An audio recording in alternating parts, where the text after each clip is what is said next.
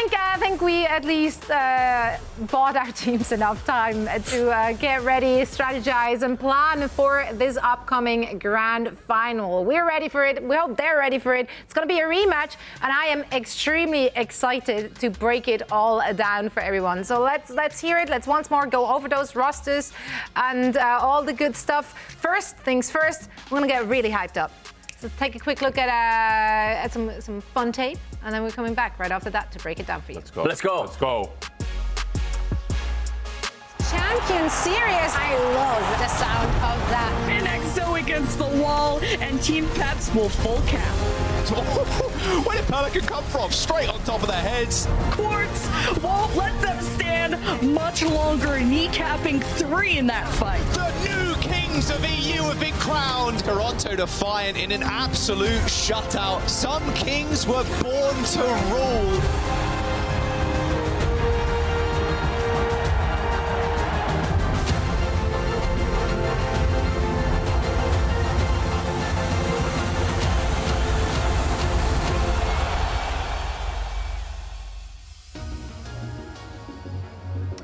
ENCE and SSG, both teams have secured their spot in Dallas already, but now they need to fight it out for many dollars and seeding, of course, for the first ever OWCS major, starting with the undefeated, orbiting high above everyone else, SSG. So far, they looked untouchable to all the teams participating in the groups, in the Swiss, and now here in the main event also. Yeah, with Psycho coming in the starting lineup, he's been a huge addition to the team. Not playing all the time, but when the team needs Tracer or other flankers, he is a monster on those heroes. Sparker really has been a highlight for the squad on the Cassidy in specific, partnered with Landon and Funny Astro. This is a really scary backline that shoots back in a very, very big way. And then Hadi's been showing a ton of flexibility, being a very stable tank to build all these dangerous pieces around. Even got to see a little bit of his classic Reinhardt, but he's not really reliant on that hero. If you haven't been watching Overwatch in a while, Hadi can really rock it all. Definitely, though, the team is looking at their best playing these rush styles. And this is also, a team that really has so many strategies prepared now because, of course, you got Sparker being able to play this Ashe, come out with the Bastion if you want to. Hadi playing this Reinhardt, is that going to be enough to kind of beat the Sigma? I mean, this is an ENCE team now that has 2 different tanks. Not only do you have the Stola, you relied upon in Stage 1, can come in, can play that Orisa, also is a specialist when it comes to that Sigma. That was huge for him in the World Cup, for example, but also Chase as this wildcard now, being able to come in and play the Winston compositions. So this is an ENCE Esports team that can really rely on the dive if you want to. If Spacestation, they come out with some kind of slower composition, like a Sigma, for example, or what have you, you always have that option to change things up. And also, it was a really valuable experience for ENCE Esports in Stage 1 final, right? Because Twisted Minds, they decided to change things up in the grand final. It didn't work for us in the winners final. Now ENCE Esports has an opportunity here, coming from the lower bracket, to say, well, we tried something in the winners bracket final. It didn't really work against Spacestation, but now because we have 2 really flexible tanks, we have a lot of stuff up our arsenal. Now we can decide: do we want to play the same maps? Do we want to go back to Samoa, for example? Do we want to go to Esperanza? Are there other maps in the pool we can cater to? These 2 teams, they know each other really well. They scrim each other almost every day, of course, leading up to the event. So these are 2 teams that are really familiar with each other. They're really flexible, and that really leaves so much up for question here in the very finals. I feel the last time we saw these teams play in the lower final, ENCE was running a lot of Sigma, trying to sort of match not running many flankers, right? Going to the Bastion and maybe double hit scan to try to deal with Backbone Symmetra.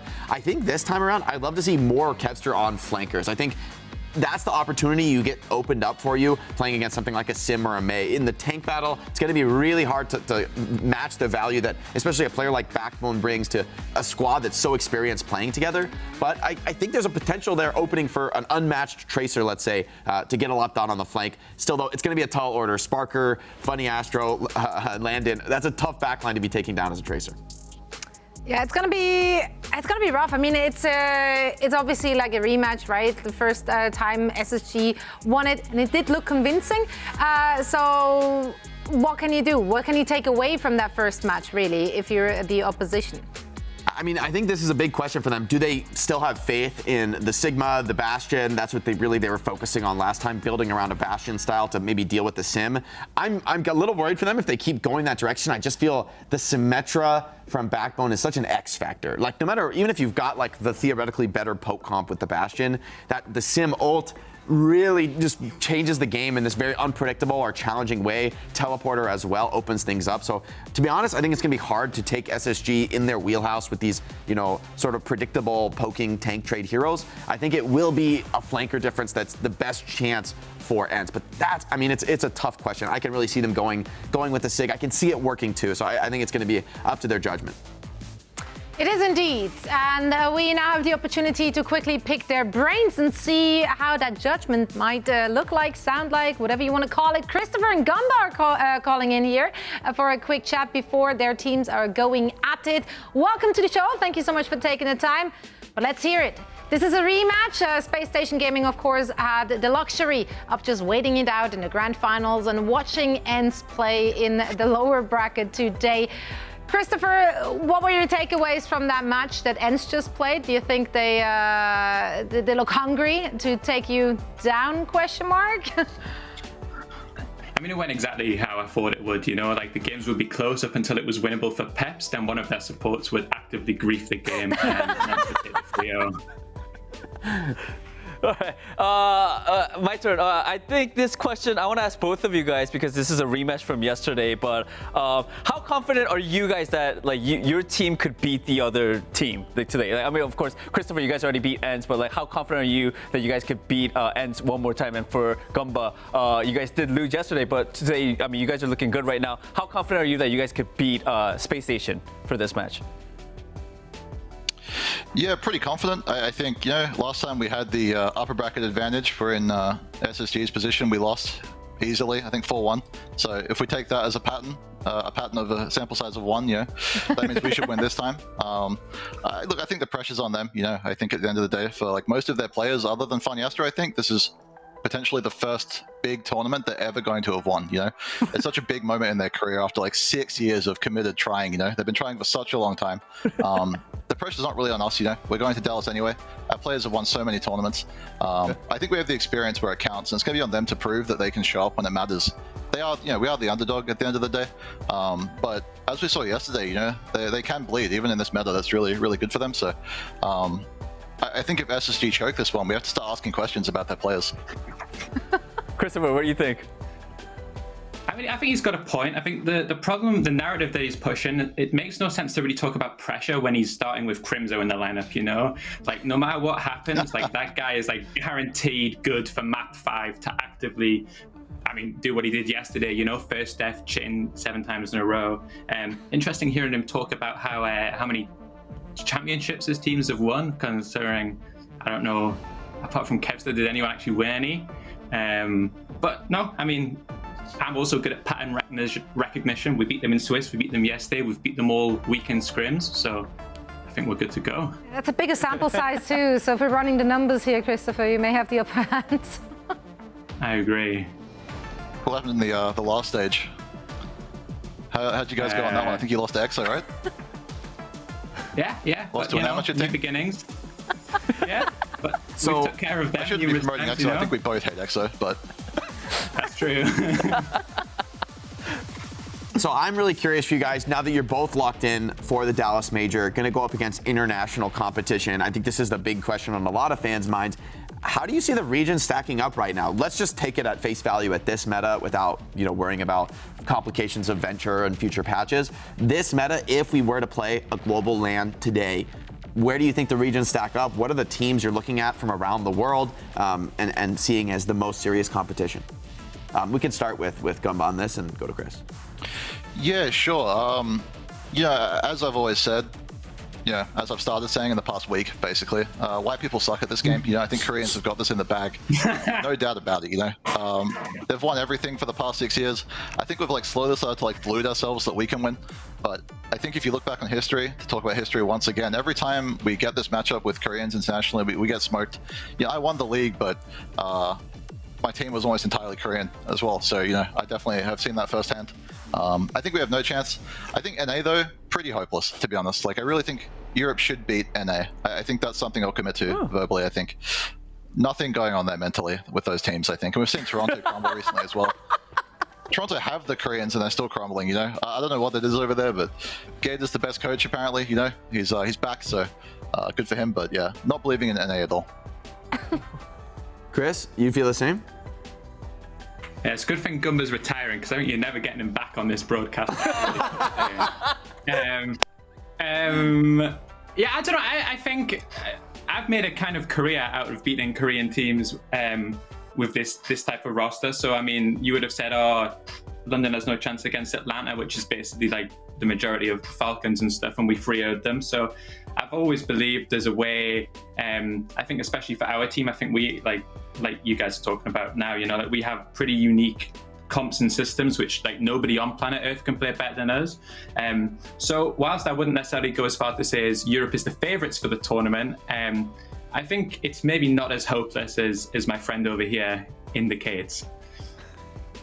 Yeah, I mean, you never know. Brawl meta comes around, and, you know, everything is possible. So I wanted to ask you, Gumba, yesterday after your loss to Spacestation Gaming, we actually had an interview with Funny Astro. And, you know, you have announced, Gumba, that you are retiring after this event, but you want to help ENCE Esports qualify, of course. And you made that happen, ENCE Esports did qualify. But in the interview, Funny Astro came out and said, but, you know, it would feel a little extra good if we made sure that Gumba lost in his final tournament. Did you kind of read into that? Does that give you extra motivation for today's match? No, you know, I think it's the opposite. You know, I think since I'm retiring, I feel like the pressure is actually much less. You know, I don't get as upset about things like, you know, the occasional loss. But I do feel really good about the team, in all honesty, you know.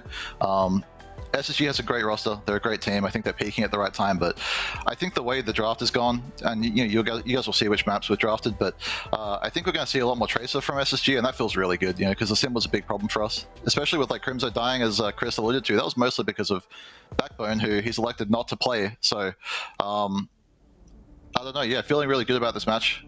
I don't think the pressure's there at all for me. All right. Right on. Well, we can't wait to get into it. Thank you both so much for taking the time, and best of luck in the grand finals. Yeah, thanks, you guys. Thanks, guys. Thank you. Thank you. Bye. Gumba and Christopher, the coaches of ENCE and SSG, bringing the bands here, of course, some spicy words coming out of both camps, but rest assured they are friends. A lot of that may or may not be as serious as it sounds like. You're like, I'm not actually. No, I mean, there's love there. They're not, you know, I've seen those guys be a lot more toxic. They got love for each other, you know, and respect for both teams. Like, they both have competed against each other many times, and same for the players, right? Yeah. All these players on these teams, they know each other well. They play against each other in ranked all the time, and scrims all the time. So I think this is an exciting match to watch. It's really about putting your stamp on who's the best in EU right now. Right. And I think we've got two great contenders to head over to the international land. Yeah, I think Christopher made a really great point there about the depth of the roster, which we also touched on here on this very desk.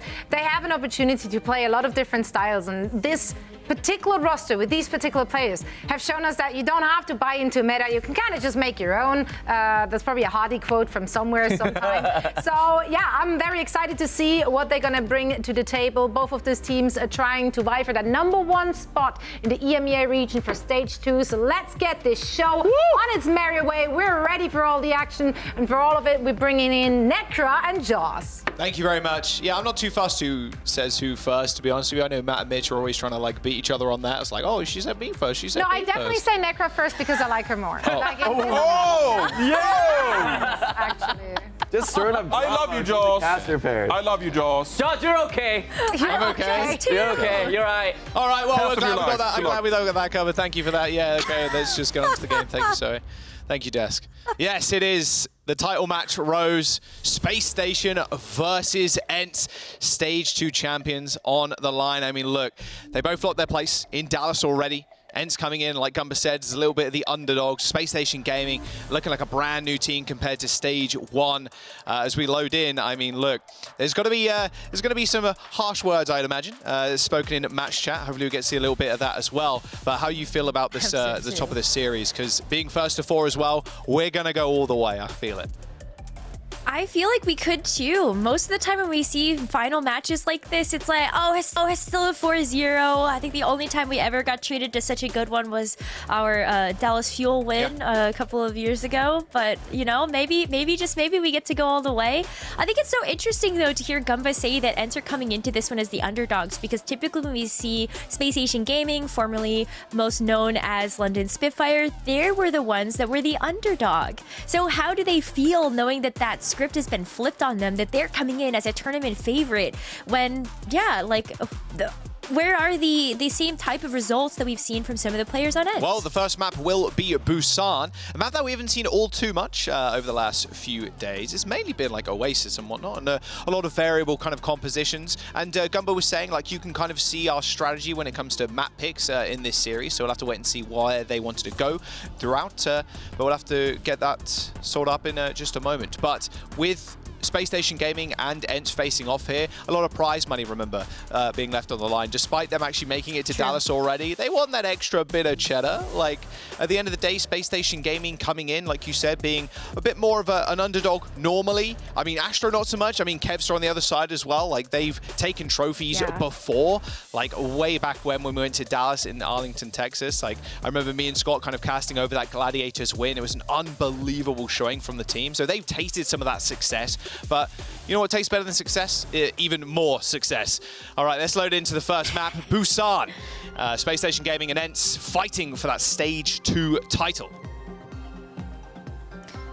I'm so excited about this matchup because ENCE were really the only team that have ever tested Spacestation in terms of the type of counter picking we saw from them yesterday. The Kai Bastion, the Vestola Sigma, even Kevster being able to play something just a little bit different. We saw Sojourn actually, which I think is unique pick to see out of Kevster, even though he's a phenomenal Flux DPS player. But Spacestation opting not to have Backbone in this roster when that Symmetra was such a key piece of being able to just get onto the back line, I think is so interesting. And you heard that there first, that it's going to be Tracer here if Psycho's in the roster, and no Symmetra. Yeah, no Sim, only Trey.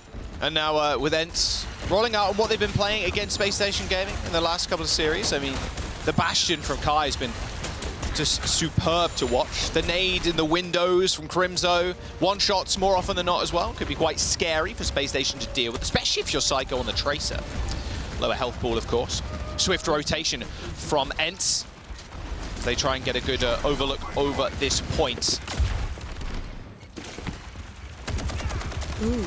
Soldier's interesting because you have the legs to be able to move around the map, and that's why you see Kevster taking this wide off angle. That's also really great to mark down somebody like Psycho, already forcing him to have to use the recall. You got this health pack too to just be very stable in this position. Pretty there, Landon. A little bit of trouble. Kevster permanently getting poked down by Psycho. Yeah, like you mentioned, doesn't have recall. Should have it in just a moment, you'd imagine. There it is, 13 HP for Kevster, though. Narrowly escaping the wrath of Psycho. Spacestation Gaming, all this meanwhile, have managed to claim the point. Kai is super low, cowering behind this pillar. Kevster on yet another flank. Landon spotted him from a mile away, but no lamp. In fact, threw the lamp at Kevster. Little rough there from Landon, not quite deploying that one in time. As ENCE, they do end up team wiping Spacestation, and a small swap from Spacestation 2 with Sparker going over to the Ashe now, as ENCE now gain some percent. Oh, that Ashe was so good yesterday as well. If you remember the just great retake we saw from Spacestation on Esperanza, after ENCE had already been up like 100 meters in that map. And Sparker had this big hero play with the Ashe, the dynamites, the Bob usage. Just so smart at recognizing when to go for those. Landon going super aggressive there, almost one-shotting Kevster. Nice little whip shot onto Landon though, ejecting him from his lamp. Psycho on the other side of things has managed to get a nice little double kill, but this rally is going to be hard to fight into if you're Spacestation. Instantly split up by that window. It's very tough to fight into that one. You could see Landon was trying to make a play with his own, and his ENCE control the point still. They've got a lot of ults. That Forbidden combo coming up as well. Only a couple of percentage points away from Vistola's Flux. Yeah, and with the Soldier ultimate too, I think a tactical visor here could also be really fundamental. Like if you force out the barrier from Funny Astro with that funny combo, then maybe you're just able to go in and clutch the backline with the visor. Bit of dynamite damage on Kai. As he holds the drum up on the high ground, there's the Flux. Sound barrier comes in from Funny Astro, does hit 4. Here come the mortar strikes, landing high in the skies with Kevster using that visor on the back line of ENCE right now. So no one from Spacestation willing to peek that one. Does mean that Hardy's going to try and flip this point with the Annihilation, and ENCE handily dealing with it. I mean, this is really rough for Spacestation 2. Everybody from ENCE playing in different positions. Kevster permanently on the flank. Kai hanging around with Vestola. Crimzo and Marsa also trying to protect either Kev or Kai. It's tough for Spacestation to lock someone down, and they're going to try and change things up again. They're going to jump over to Ryan for this final fight. But it almost feels like too little too late at this point when ENCE have had such firm control over the point. They have a hard time fighting together when everybody on ENCE is so split up. Seen this a couple of times before though, where Hardy switch over to the Rhine to counteract the Sigma. Kai dodging out of the way of that Bob, but Bob's still putting in hell of work. You can see, there we go. Hardy coming up with a kill. Kai end up, unfortunately, killing himself with the nade. Psycho's got to wait for those hands before that pulse bomb can come out, but someone's going to have to eject Vestola from the point, but Crimzo refusing to let him go down. Hardy with a double fire strike kill, though, in the backline. Okay, there we go. That's the Rhine you know and love. Space Station eventually take control of the point as ENCE 99% on the board. See if they want to make any small adjustments. Oh, we love the chatty, don't we? It was a really good recognition, too, to just go after Kai. I think something that a lot of teams have identified is that once Kai is preoccupied or out of the fight, it's a little bit easier to be able to get the damage down on ENCE front to back.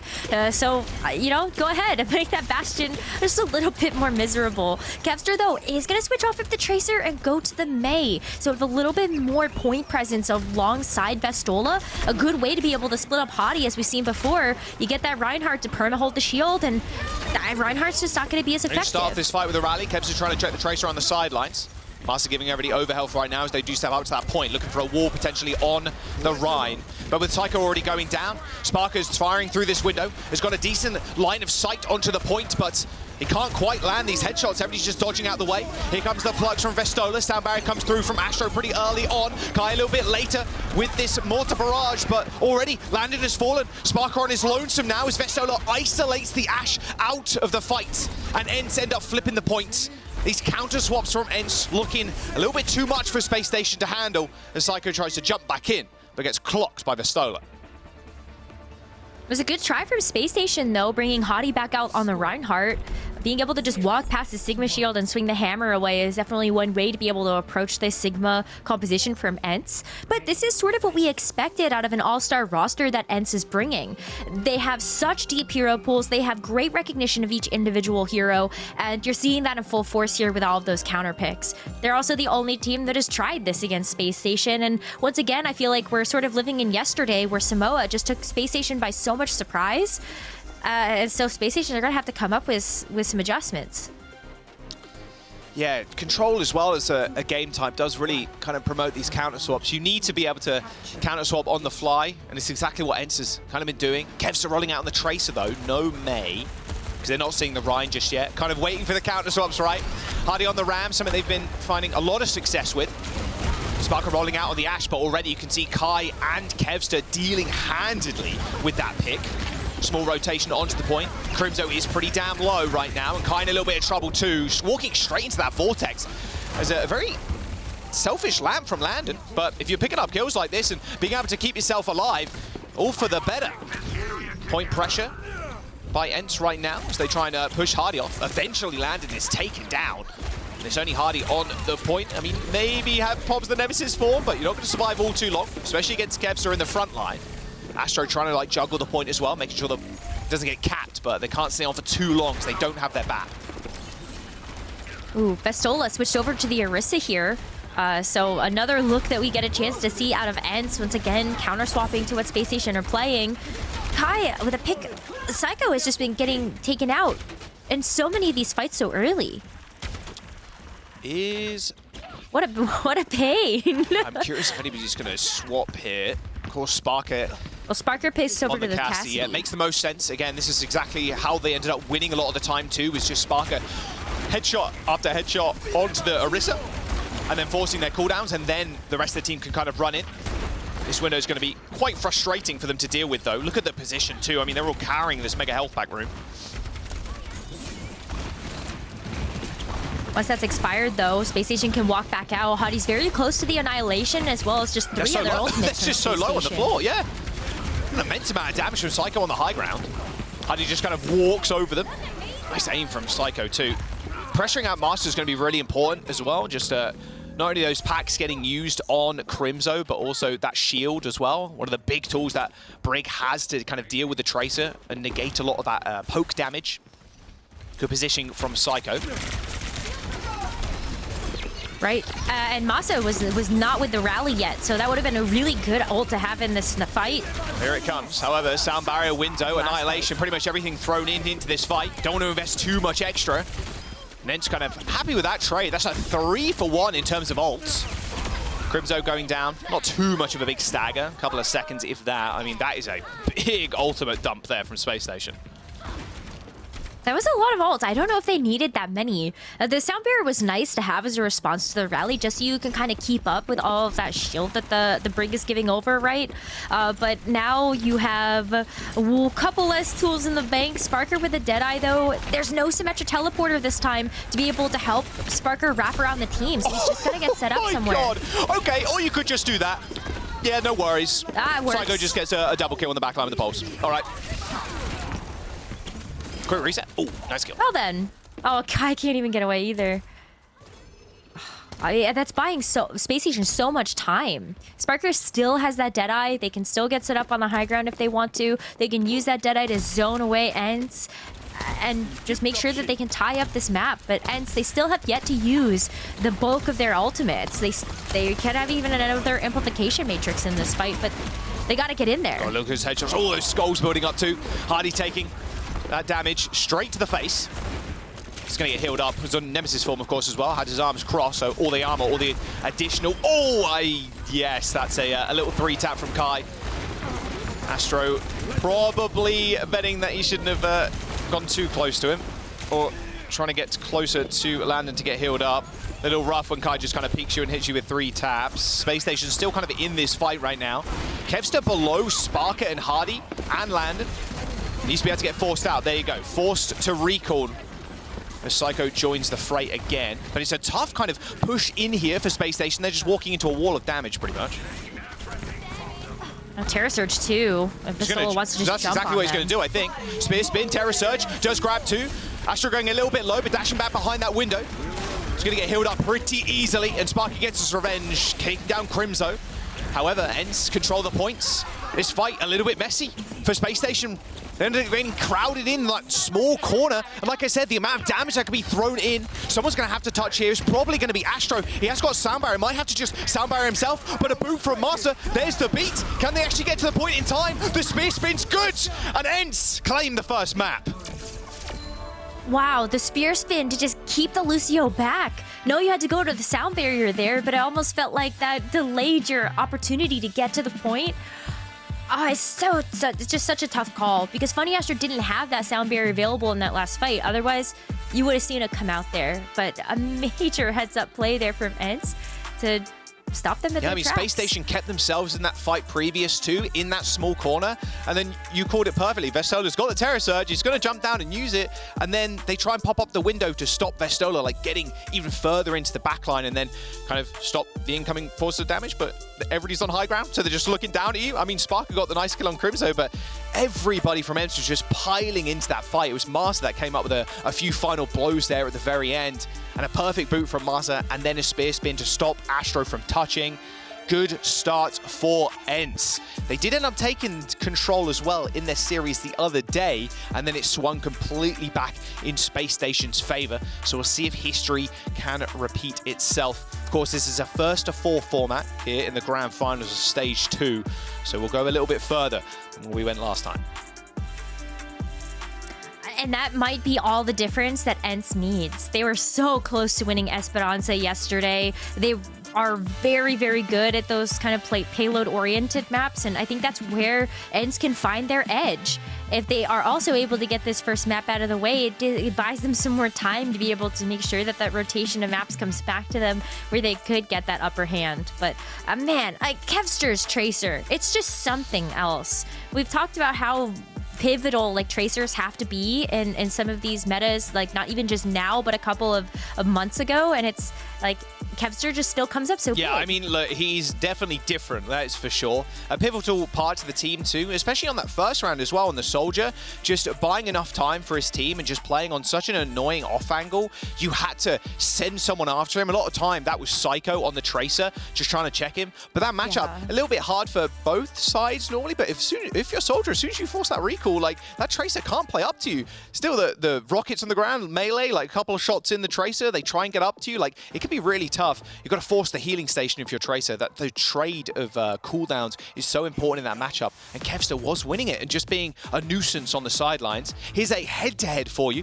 Psycho's Tracer versus Kev's. Pretty similar damage. The KD from Kevster, though, just kind of blowing Psycho out of the water. Kind of expect that. Again, they didn't end up, Psycho didn't end up losing that round with Kevster, only picking up 3 deaths there versus Psycho's 6. Yeah, but the damage is still super close. And so it's not that Psycho is a bad Tracer at any means, right? Or Kevster is just better. It comes down to the team play. And I think, too, when you take a look at how annoying Kevster is being on the Soldier, I think that's going to be the linchpin and the thorn in Space Station's side.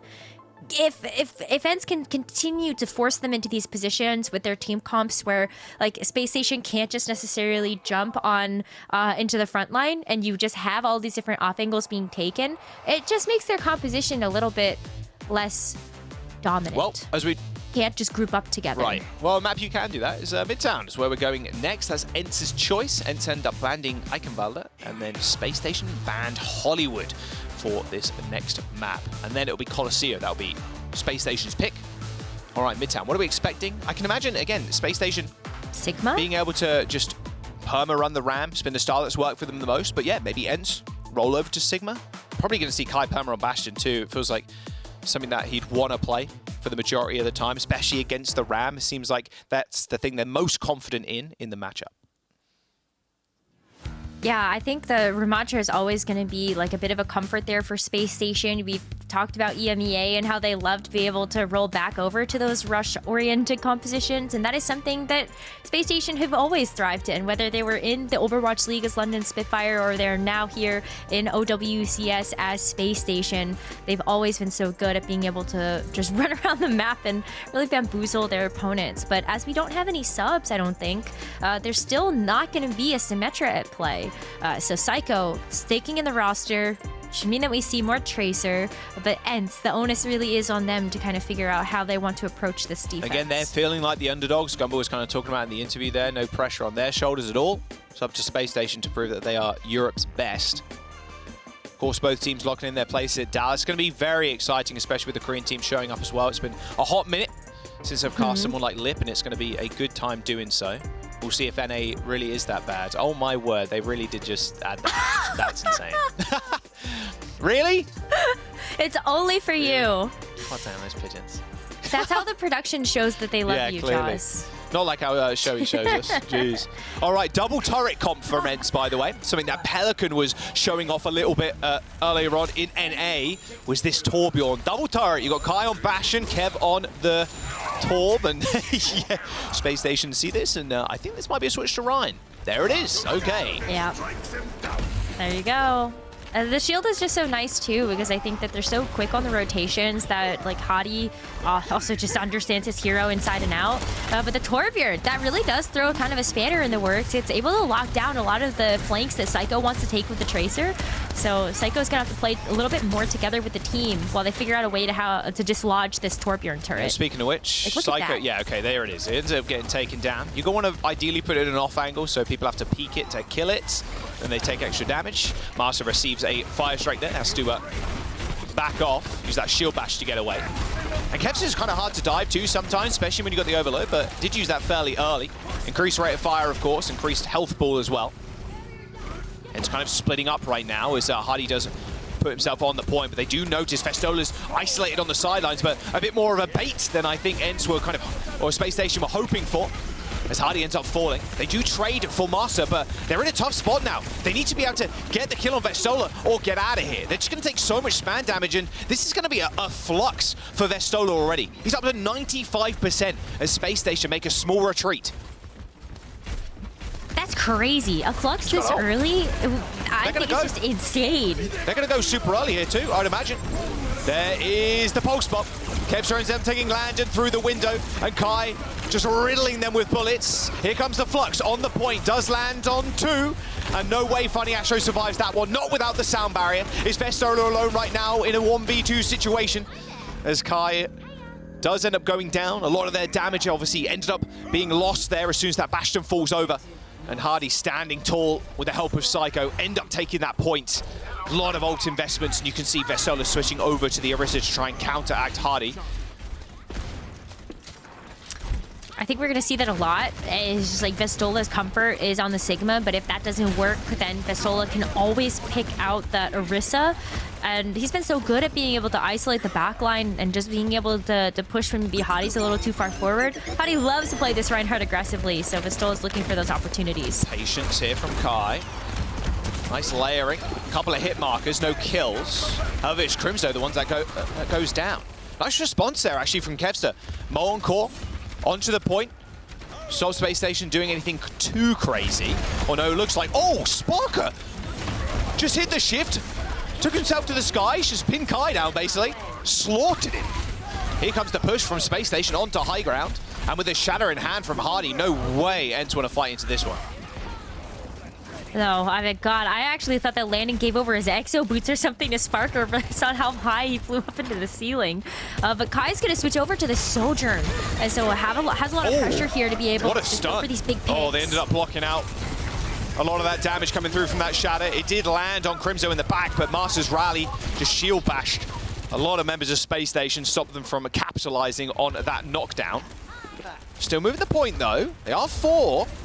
Doing a fair bit of damage. Vestola's going to be able to rotate onto the point. There's not going to be any C9s here, but it is Psycho, without the fear of getting taken out or like hindered by Vestola, handily deals with ENCE's backline. Masa falling, no CDs left from Vestola. This turret and Crimzo are going to be able to do enough to withstand Space Station's offense. 4 minutes to go for Space Station. Maybe control for them is really just an anomaly of a game mode. I think it might be. You know, Space Station won that fight without Hadi there either. Like, he was coming back on the Ramatra, just walking, and the point had been capped. I love those moments for them where they're just like, oh yeah, we've got the point, no worries. It's a smart rotation. Taking the elevator up. Yeah, I love that. Just being able to grab that high ground here for Sparker, especially when he has the Bob, to just help keep this cart moving forward. Oh, yes, this is what you want to see. Kevster on the Widow. Needs to find value. Very hard to get kind of headshots here. Someone has to peek their little head over, but if it's only their head peeking, it's the only thing you can hit, right? So there you go. There's a bit of a copium for you. Oh, what a shot to Landon, though.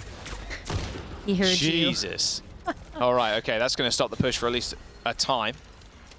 No shot, they're peeking that. I'm curious if we do see a switch from Sparker, but not fully known for the Widow play. Nice rotation now from ENCE. Especially without your Batiste, you really want to just push them off high ground.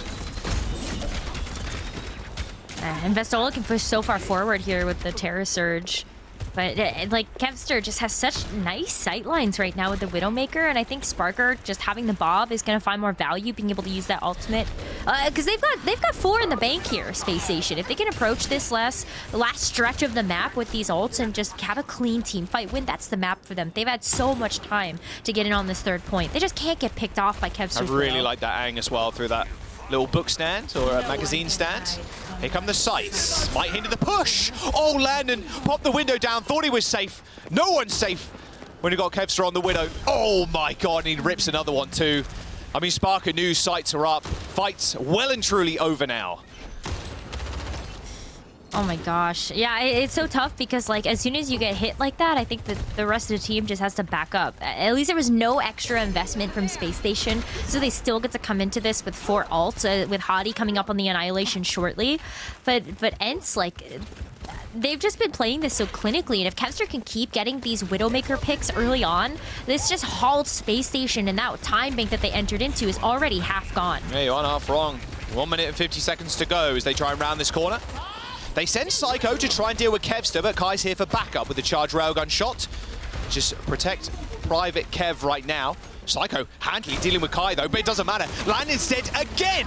3 times in a row, Kevster has found the BAP. Pulse bomb on the floor, Kevster, oh, quick grapple out. Was even saved by the lamp too. Didn't even need it in the end. Terra Surge comes in, here comes the sound barrier from Space Station though. Hardy with the Annihilation, punishing this corner hold from ENCE. They've still got Kevster up. Takes a lot of damage from Hardy, and now they're getting this payload going.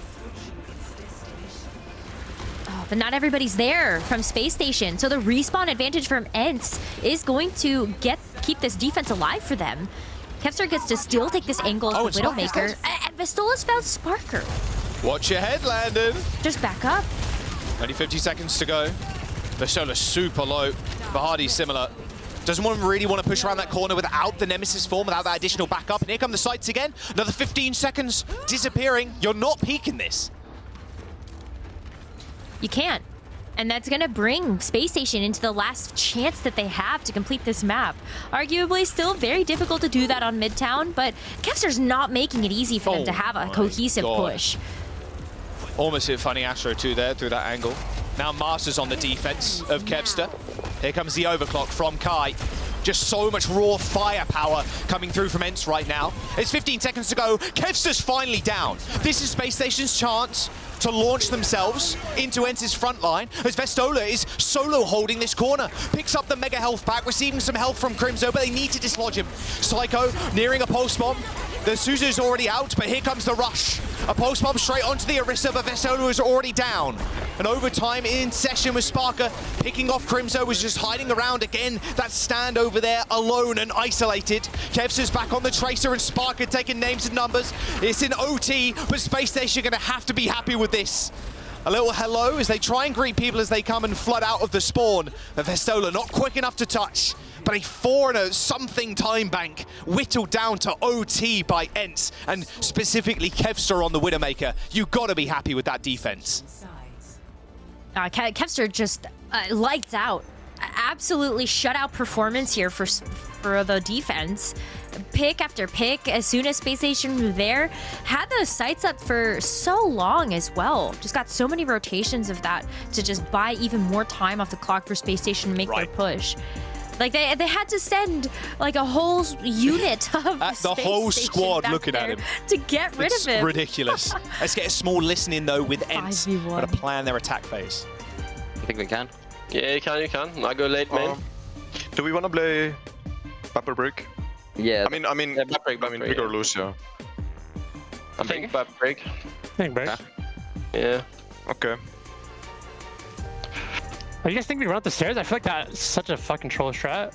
Like, I feel like Go through terrain. I don't mind. What hit scan do you want?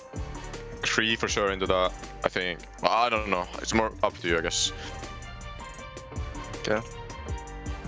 Just play Cray, I think. Yeah. Let's push him off the train. Let's go through the train. If I can push him off. I'm down. Fuck it. Push him off and then we go down together. Make sure we 3-2-1 the corner. Keep forcing ramp cooldowns. When we play Paprix, All right, there's the plan. Now to set it in motion. Take the train, push him off high ground, 3-2-1 the corner. All push at the same time, try and find a pick. Have the Cassidy out as well. So one way that ENCE know that they are going to be able to take these fights, especially if they can all play together like this. Kevster's looking for that angle too, maybe just through the window to try to nail somebody in the back line. Look at it wrapping around to those stairs. Someone's going to have to pay attention to eventually. Astro taking a lot of damage there as Vestola pushes on to the high ground, spearing Hardy off. Hardy quick to try and reclaim that position, but unable to do so as there's no Nemesis form anymore. Small weight there, just don't want to walk into that vortex. Give Hardy some additional ult charge and obviously chunk everybody down, so they're just going to wait that one out as they now move to the fire truck. Mission successful. At least the high ground portion of it. But this window from Crimzo super early too. Landon's 20% away. Oh, Landon! Head taken clean off yet again. One of the best bat players we have in EU. And Space Station saved the world. Just unable to stay alive for more than a brief moment against Kai and Kevster. They really just nailed one of the best players on Space Station, fight after fight. And they know they have to as well, because Landon has been such a big difference maker and the longevity that Space Station has to just elongate these fights because of all of that burst healing. Crimzo getting that window online so early too was just a nail in the coffin here for this attack push. You get the card unlocked already, Vestola gets to play far forward, and you have so much more to cycle through. Masa's gonna have this rally up pretty shortly, but I'm just looking at Kai with the Deadeye right now.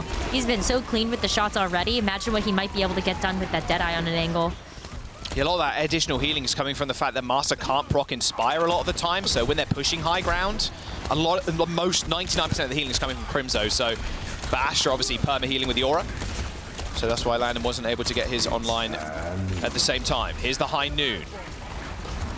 Spacestation Gaming playing it. A little pensive, don't want to push too far up into this, of course. Forces Hardy using that shift, though. However, here comes the Terror Surge. Pulsar in hand for Kevster. Throws it into the small room, a small hit marker, but that's about it. This sound barrier from Astro getting a lot of work done. This rally from Master's good, but the instant overhealth from the sound barrier normally works out for the better, especially if you want to play the fight explosive. And there's the kill onto Kevster from Psycho. They're going to hold them at these doors and trying to hold super far up as well. Payload hasn't got too far to move back, Rose, but every single second counts. I mean, you saw the duel between Psycho and Kevster was decided when Landon was able to send over so much healing. So just another example why Landon has been such a big backline force here for Space Station. And ENCE stopped in their tracks right now. They've got this window from Crimso again, so it's not too bad of a way to push them back. But like Psycho, like Space Station, they're playing so aggressively up at this door. Masa going down there's a bit unfortunate. Pulse bomb from Psycho ended up missing, but Sparker, of course Sparker got the kill. Sparker in a little bit of trouble Sparker though. things. Here comes the window, perfectly placed there. Got to get a good angle onto that point, and Vestola's trying to force the back line out, get them away from the front line of Space Station. Hardy rips the Annihilation, good place to do it, but there's too much damage through that window. Funny Astro takes down Vestola, but this needs to be a clean fight from Space Station, not ENCE. Their spawns are so close, they're happy if this is scrappy. They're happy if they're scrappy, and oh, Hardy actually thought about switching over to the Winston, but goes back to the Ramatra. ENCE, though, like, they're finally starting to get things moving, but not after Sparker finds that angle again. I'm telling you, it's crazy. It's all about these Baps. Yeah, Sparker and Kevster, just a vendetta against the Baps. But it really is just the best pick, right? That is the pick that you want on either side. Take care of the Baps. And in most solo queue rank games, quick play games, or whatever, take care of the player that's doing the most healing, and you're good. Or the most damage. So right. Sparker and Kai, they definitely have each other's numbers right now. Nice little roll there from Sparker, getting out of the way of the high noon. Terror Surge from Vestola as they go down to the payload. Vortex on it as well. I was traveling with the payload there. They're going to be able to split up the rest of ENCE right now. Here's the Terror Surge. Lamb available. Does get instantly destroyed. That beat coming through. Not enough overhealth there to save Sparker from the pulse bomb. And now is Landon in trouble. Kevster steals away the mega health pack, but has to get out of there quite quickly as Fanny Astro was on the case. In fact, Kevster does end up going down, but all the healing resources were distracted by Kevster. Meant Hardy was alone on an island, and now the car wash phase completed. All the pulse. Oh, not quite from Psycho. Defense isn't dead though here for Space Station. There's enough time for Hardy to be able to get back. Sparker has a Deadeye too, so it might allow for some time here for Space Station to catch their breath. But Masa has a sound barrier. Crimson once again with another window. Means that you just have so much firepower. Such a good angle for the window again. Hardy's trying to block a lot of that damage off, just using his big burly body. But here comes the sound barrier from ENCE. Suffer for Hardy. Oh my word, there's just no chance he survives here. Again, no healing. Vestola using the spear spin to push him into the rest of the team. Nowhere can Space Station kind of position themselves where they can help Hardy in that small choke. They still come up with a kill on the DPS of ENCE. Sparker just determined to hold on to this point. 0.01 meters for ENCE, and they can't get the payload in. No way. The fan the hammers for Sparker. See how quickly they were able to delete Vestola. And Vestola didn't have enough sustain to be able to go down with the Terror Surge or just any sort of follow-up, even if he had been able to use that ultimate. So ENCE, they are up against the clock here. Jaws, they might not be able to finish this map, especially with where that card is. Space Station just have this high ground control. Well, they're going to have a touch at the minimum. Here is the high noon on height. Space Station Gaming. They're going to back off just a little bit, so ENCE use that single ult to regain control of that high ground that they had a little bit earlier on. Kevster with the touch. No C9s here. Now it's Vestola's turn. Receiving a lot of healing, has to pop the gold fairly early on, because look at that window. Sound barrier couldn't come in quick enough, but Master's no way near it. The Terror Surge to keep Vestola alive just for a mere moment longer. The high noon on the side, and Sparker kills too. Kevster in trouble. Crimso only there for heals now. Can Swift step away, but Hardy is just cementing himself on this point. Kevster falls, Crimso to follow. That control looking like a blip on the radar for Space Station as they take Midtown. kind of what we saw yesterday. Samoa went ENCE's favor, but after that, it was coming up all Space Station. And we might just see at least a little bit of a repeat of that this time around. What a great defense from Space Station. Yeah, unbelievable stuff. I mean, honestly, in ENCE 2, to be fair, whittled down that 4-minute time bank on that last point. Kevster just ripping face on the Widowmaker. But yeah, I mean, they look, Space Station Gaming looks so drilled in their comp as well. There's not really much ENCE can really throw at them, it feels like, at this point. Maybe on control, they threw him for a loop, right? Just perma counter swapping. Kevster jumping over the Mei to stop that ram. But Kevster and Kai can't quite get it done. Not against the sheer firepower coming through from Sparker and Psycho, who have, again, shown up big throughout the tournament and continue to impress everybody. We even saw just pieces of swaps come through from ENCE as they were trying to throw things at the wall in their attack to see if it would stick. Like Crimzo switched over to the Kiriko, Masa to the Lucio. We even just saw like a full DPS swap here from Kevster and Kai, and nothing that they were throwing at that was working. It's a major credit here to Space Station 2 to not get rattled by that one loss on control, or even just by getting held at the door from Kevster for so long. That must be so frustrating, knowing that you have to send like a whole platoon after this one player because of how big of a issue. Yeah, I mean, with the sites as well, like that's we're not playing the game for 15 seconds. Like that's just it. Like it's so powerful, especially at this level of play where Kevster will land a headshot and then another one and another one if you peek him, if you give him the chance. He'll use it. But they were able to shut him down, like you mentioned. Psycho on the Tracer. There was a couple of times where Masa was trying to defend. Same with Kai too, trying to defend Kevster on the Widowmaker. But as soon as Psycho got on top of him and managed to take him out, Space Station knew that what they were doing. They knew they could just run them down, and they did finish in OT, but what a miraculous hold on point 2 there. 0.01 meters. You don't see that every day. That hold was ridiculous. Start off with Sparker, of course. I was so scared, Jaws. I was like on the edge of my seat. I'm like, oh my God, please do not let them see It can happen. I mean, a lot of that was Sparker as well, just with that high noon. The double kill started it off. Sparker's just been unbelievable. But here's another Tracer head-to-head. Psycho and Kevster once again going at it. Kev, 10 deaths to Psycho's 2. The gap real here on the Tracers. This is so different than what we saw in that first map as well. Psycho, Kevster, very, very close in those numbers, and now just telling a very different story. But despite that, upcoming in this next map, Psycho is going to take a bench spot to Backbone, and that might mean a little bit more Symmetra draws. Yes, it may. We'll see what they want to run. Colosseo is our map now, Rose, going on to our push game mode, chosen by Space Station. Yeah, perfect. Perfect Symmetra map then, especially when we see a lot of Sojourn on this, and you might even expect that Kai might come out with that, just Sojourn being one of his best heroes. So that Photon Barrier just comes in so big as a way to negate an opposing overclock, or even just help you close the distance onto the other team. Well, we'll have to see how it ends up going down. Will it be a repeat of their last matchup? Will Control go to ENCE and the rest of the maps go to Space Station? Of course, this is a grand finals here.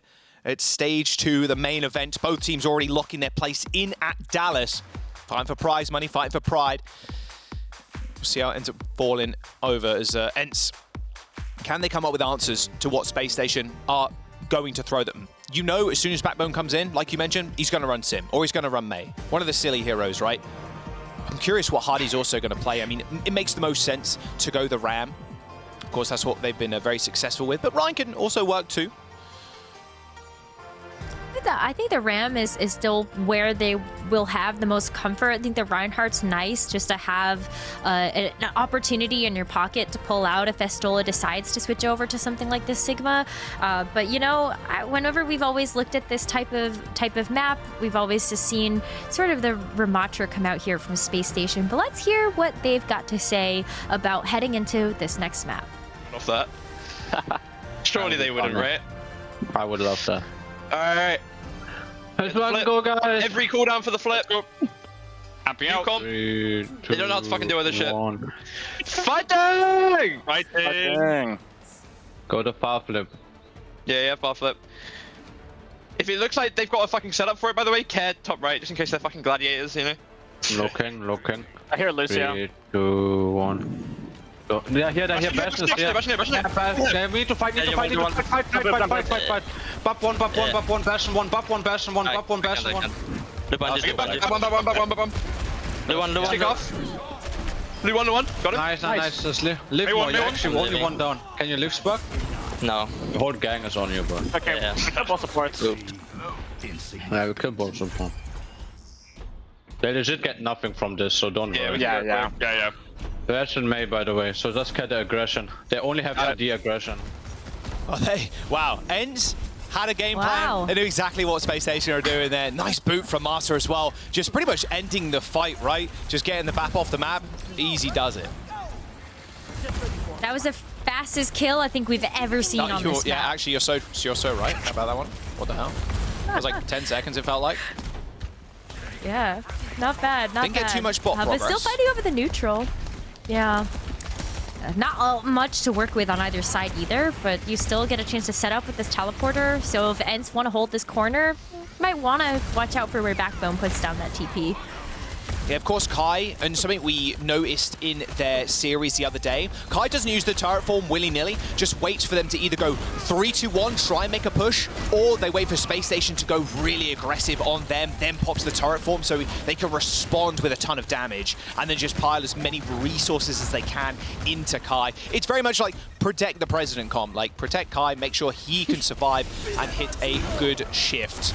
Oh, speaking of which, yeah, there's Kai, there's a nade, and Landon's dead body on the floor. Annihilation coming through from Hardy, but Kai just sits there, pretty much 100% HP the entire time. He was right in their face. You saw the sound barrier on top, and he was just never going to get killed there. Like Hottie didn't stand a chance with that annihilation. You saw him pop that, and then he just instantly died. That's because Kai was right in his face, mowing him down with the Bastion turret form. And so ENCE, they actually start to get some meaningful progress on this push bot. Vistola, Kai, they've got the forbidden combo up with the grab flex and the mortar strikes. So Vistola, he could just hold forward like this. Yeah, absolutely. Teleporter coming in, there it is, there's the flux. And there's no barrier. It hits one. Can they follow up some extra damage from Kai? Blizzard from Kevster deployed. Not many tools left in the bank for Spacestation to help survive this overwhelming ult advantage coming through from ENCE. Landon's got a decent little angle here on Vistola, but unfortunately, Kai's got another nade for him. His name written on it. Landon was just so far away from the rest of the team, so ENCE we're going to capitalize on. The bomb is coming out already, though. The bomb pushed Kevster, I think, past the Sig Shield. Well, here's Hardy. The classic swap. As soon as they see Vistola on the Sigma, they want to run the ride. Hardy comes back, a swing, a 5-strike kill, and they gain control of this bot. And you see instantly ENCE switching over to Vistola, onto the Ram now. We saw Sparker do this yesterday, though, on Esperanza when they were down and almost out for the count. Sparker comes back, uses this big hero plays, because what a great placement at the Bob. He's been so good at identifying when he can actually use that, maybe even to shore up a person advantage that the team might be lacking, or even just to be able to play as a tank. So fantastic recognition. Uh-oh. It's a horrific day to be a Ram and May against this wall. They got a window, however, so that wall almost gets destroyed by just the sheer damage from the Bastion. Nade from Kai deletes Landon's immortality field. Sound barrier comes in for both sides now. Hardy lays down that shadow. Crimzo in trouble, and Funny Astro's there to finish off the kill. Sparker with a really nice angle on the backline, and ENCE now split up. They do control the bot, but Kai is alone on the sidelines. That passive will kick in, so he's going to receive some natural healing, but you can see Backbone and Funny Astro trying to secure that kill on the Bastion. This bot is being stolen and gaining some extra meterage too, and Sparker has to hit rotation here. Checkpoint in 3 meters. Kevster finally falls. That was very close to Spacestation losing checkpoint there. That was super close. I was not sure Spacestation were even going to be able to get back in time to contest that, because ENCE just snuck it away. But right in the nick of time. But this is kind of where like ENCE start to keep that advantage in the meterage that they have, is to do kind of like wacky stuff like that. He's in. Nice little triple shot there, but the mortar strike comes in. And it's good enough for a kill onto Hardy and Landon. So much damage. And if you fire them really quickly too, it can be tough for the back to kind of react, especially if they've already used their Exo boots too and they're in the skies. That's a perfect time to use that Bastion Mortar Strike. All right, ENCE, they regain control of that bot. Space Station, they're going to stick Hardy on this Reinhardt. Normally, if they see Vestola swap, Hardy is also going to kind of counter-swap him, but happy running the Reinhardt here, even though they got to know Kev's has got this Blizzard. Oh, good pin, but Hardy's dead. A little bit vulnerable there when you are hitting that pin, and with Kai hitting the Bastion form, it's going to be a rough retake here for Space Station as ENCE. They got control of the bot, and that checkpoint 3 meters away. Oh, the Bob. I mean, the Bob, sure. Okay. The Bob, they tried. I mean, the Bob's dead, and they even laid down that Blizzard. Crimzo falls, but checkpoint garnered here for ENCE. Bob may be hoping just to stall for enough time for Hadi to get back, but Space Station sadly not able to get the contest before that checkpoint gets activated, and might still lose this fight. I mean, Kai's got another turret form. No, Lamp's going to come in. Okay. Okay. She's got to kill Vestola now. Kind of messy. I think that's Hardy's third return into the fight. I think he died like 3 times there or 2 times and had to come back in over and over again. Well, thank God Reinhardt has Yeah, shift. exactly. Thank God he's got the charge. Oh, and he has an Air Shatter too. Space Station though, like they're starting to run out of time. I know they had that hero push on Esperanza yesterday, but 3.5 minutes left, and ENCE has been able to decisively win all these fights. Where'd that Shadow go? Not sure. Hardy was in the backline right there. Here comes the sound barrier from ENCE. Landon and Backbone already going down, so Funny Astro thinking better than to use his sound barrier here. This wall, it phases a lot of teams. When Space Station do play other squads, the wall is really the big difference maker for them. But ENCE scrimming Space Station, I can imagine, a fair bit, and Christopher kind of saying in the interview too how they've been beating ENCE in scrims. But ENCE not phased at all by these tricky walls that Backbone is known to provide. I mean, the walls also just are not effective if you've got the amplification matrix to counter it. You're just bursting it down before it can provide that value to your It's a sound team. barrier. A lot of that overhealth just being chunked away, though. That's a really good wall from Kevster. Just trapping Hardy in, and then Kai just lays waste to him. Kai picks up another one in Funny Astro as they're nearing the 100-meter mark. ENCE probably not going to get a full cap here, but this is unbelievable meterage. With 2 minutes to go, Space Station Gaming making swaps. Backbone onto the main now. All right, well, if there is another player that could bring the May, it's definitely Backbone, another hero that he's very well known for. Kevster actually gets really low over on the side, but Space Station, they've got to win like 4 or 5 team fights in a row here, and they've all got to be very clean and very decisive. Yeah, it's going to make this one hurt as well. Landon just really trying hard not to use the window. They eventually do get a pick. It's on Marsa as Crimzo deployed his on the corner here. Hardy's having the most ridiculous 1v1 versus Kevster and low ground. No one's dying in that one. Dynamite comes in. Time being bought here. Nice Dynamite onto Crimzo. Has to play a little bit more safe as Kevster ends up falling after using that Blizzard. Nice shift from Sparker. Dislodging Kai to make sure he can't get an alternate angle on his front line. Minute and 30 to go. That's a lot of time burnt with 120 meters. Space Station Gaming very much on the back foot.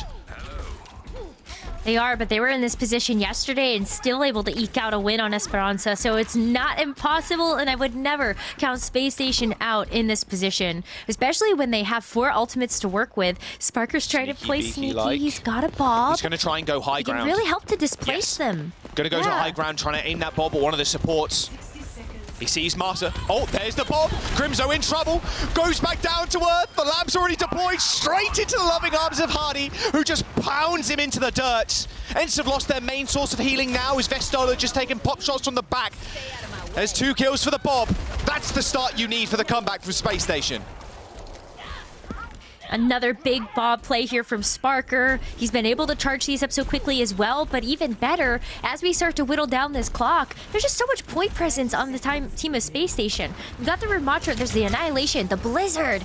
Even this amplification matrix right here would be great to be able to push ENCE back. Force Masa to have to use his sound barrier to not respond to any other of the DPS ultimates. Kevster and Kai have switched as well, and they're going to steal the bot. Kevster's stealing the bot. This is huge.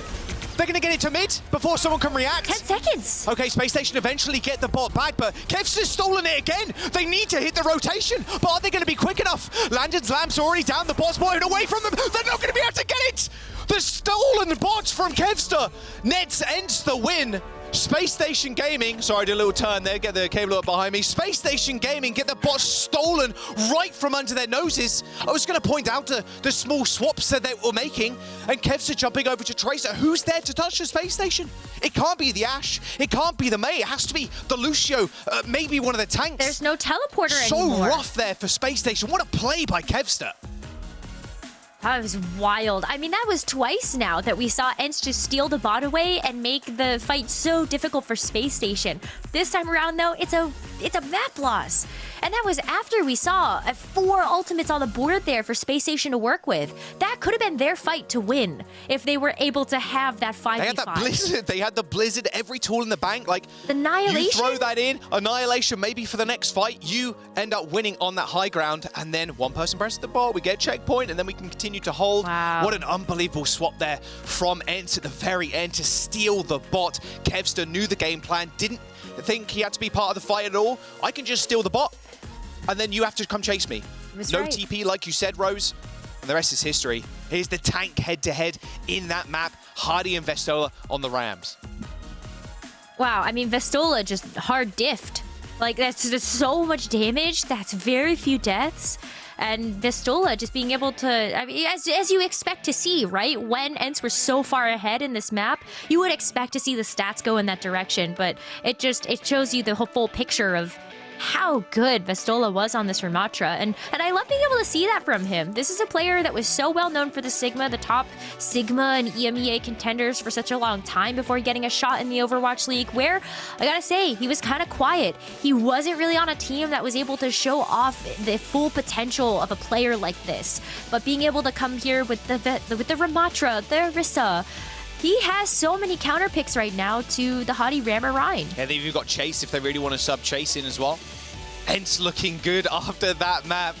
That is a big confidence boost. They want sweet revenge here against Space Station for knocking them down into the losers bracket. They, of course, fought their way back here, defeating Team Peps in a 3-0 fashion. There you go, look at that. And the bot moves so quickly too. You can see Astro hits the beat for his team and then is just hurtling at the bot, just trying to get the touch, trying to get the contest. He got to be a couple of pixels away from that one. Or a little rough loss there from Space Station, now down 2 maps. A first to 4 format. This isn't match point just yet for ENCE. Suravasa up next, Rose. Suravasa, if you get a chance to rush into these smaller choke points or even just these smaller flash points, I think we could see Space Station take back the edge. But wow, like, I don't know how I would be feeling if you are Space Station just like kind of getting the bot stolen from you like that. That's a strike to the mental right there. Yes, most definitely. I've got to say though, you're thinking, especially with Christopher and how veteran they are in the scene at this point in time, like that stuff doesn't really phase you. And going into the next map, you're like, okay, just go again. And I want to pick up something small that we heard in the player comms as well from Spacestation Gaming at the very start of that one. Backbone just bringing British lad energy, like Peepo lad energy. It was really nice to hear, and it just really fires you up as well. So you can imagine they're going to be saying that in the next map as well. Don't want to go down without a fight. We're going to Suravasa next. Let's listen into SSG's comms though from that last map. Shoot point. Where's taking it? I need to push up. Guys, we need to go back. Trey Hub.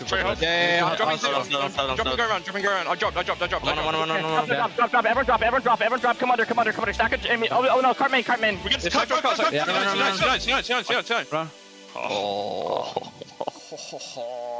You can hear it in the voice. It's just C9. They knew what has started happening. They knew it was happening, and there was nothing that they could do. Landon was making the call there to drop too. He was like, gotta drop. The bot is moving away from us. There was a point where Kevster got on the bot and then touched and then didn't. And it felt like Space Station were like, well, okay, are they touching the bot? We're not sure. And then Landon was like, no, we gotta drop. And then Astro hitting the beat, and then they ended up trying to get there as fast as they could. Ball got stolen away. Mad props to Kevster for that play. Unbelievable stuff. And to do that in a grand final situation, you're feeling pretty good with yourself. No substitutions, Rose, by the way, I'm hearing for either side. So we're going to see the same 10 loading in. Well, when we usually see Spacestation play, it's often Backbone in the roster there for when we're playing Flashpoint, when we're playing Control. So it was a bit of a surprise to not see him in our very first map of the series. But keep him in. The Symmetra teleporter plays make these fights just go a little bit faster, and especially on a map mode like Flashpoint, where you know that those points are ticking up quickly. That could be a huge boon. All right, let's load on in. I wonder what Kevster is going to play. That is my question. I mean, with Backbone in, the Mei was good. Yeah, it's probably going to be the Mei. I can't imagine they're going to flip over to the Tracer, knowing that if Space Station want to change their tank setup, like mid-map, it's like, well, if they go to Ryan, I can just stick on the Mei. If they play the Ram, I can stick on the Mei. Like, Mei seems the best and most optimal choice for ENCE right now. Of course, that could change. With Vestola jumping onto the Sigma, we'll see how these two teams end up clashing in the mid. And his Backbone sticking on the Sim. So looking for big TP plays here. And Kevster, of course, can lock off the TP too with the wall. Worth keeping in mind. Very small thing, but it can stop people going through TP, and you can isolate people like that. So got to watch out for it. Not only that, though, but Kevster also has the Ice Block available. So it's not the easiest player to have to jump on. That's rough.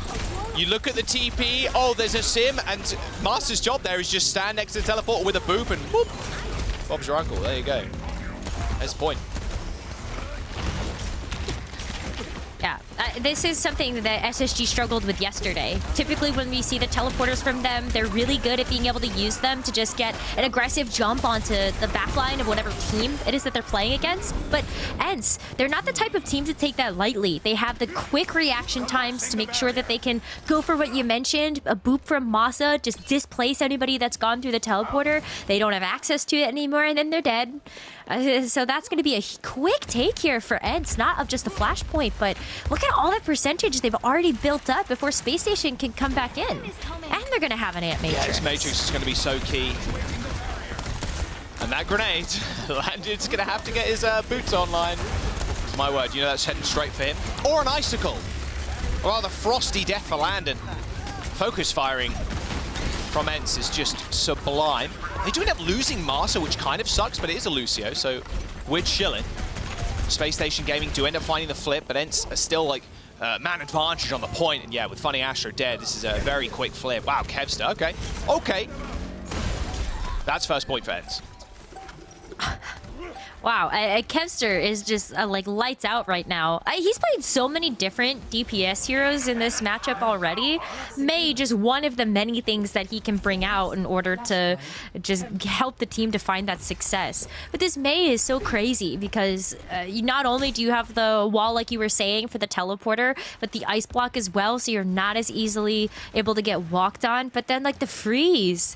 Like, anybody that's stepping up to that Mei, like, it's so much easier to take them out because they don't have the same escape mechanism if their mobility is getting locked. So perfect point for the Blizzard 2, mind you. Pretty circular. Oh, the small one? Pretty circular. A few doors you can kind of walk out, of course, and you can teleport, but it's going to be a little bit rough. All right, turrets are going to be playing their role as a security system.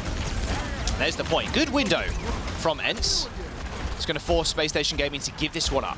And now they have to play into the Mei, which is even worse. The Bastion is so far back.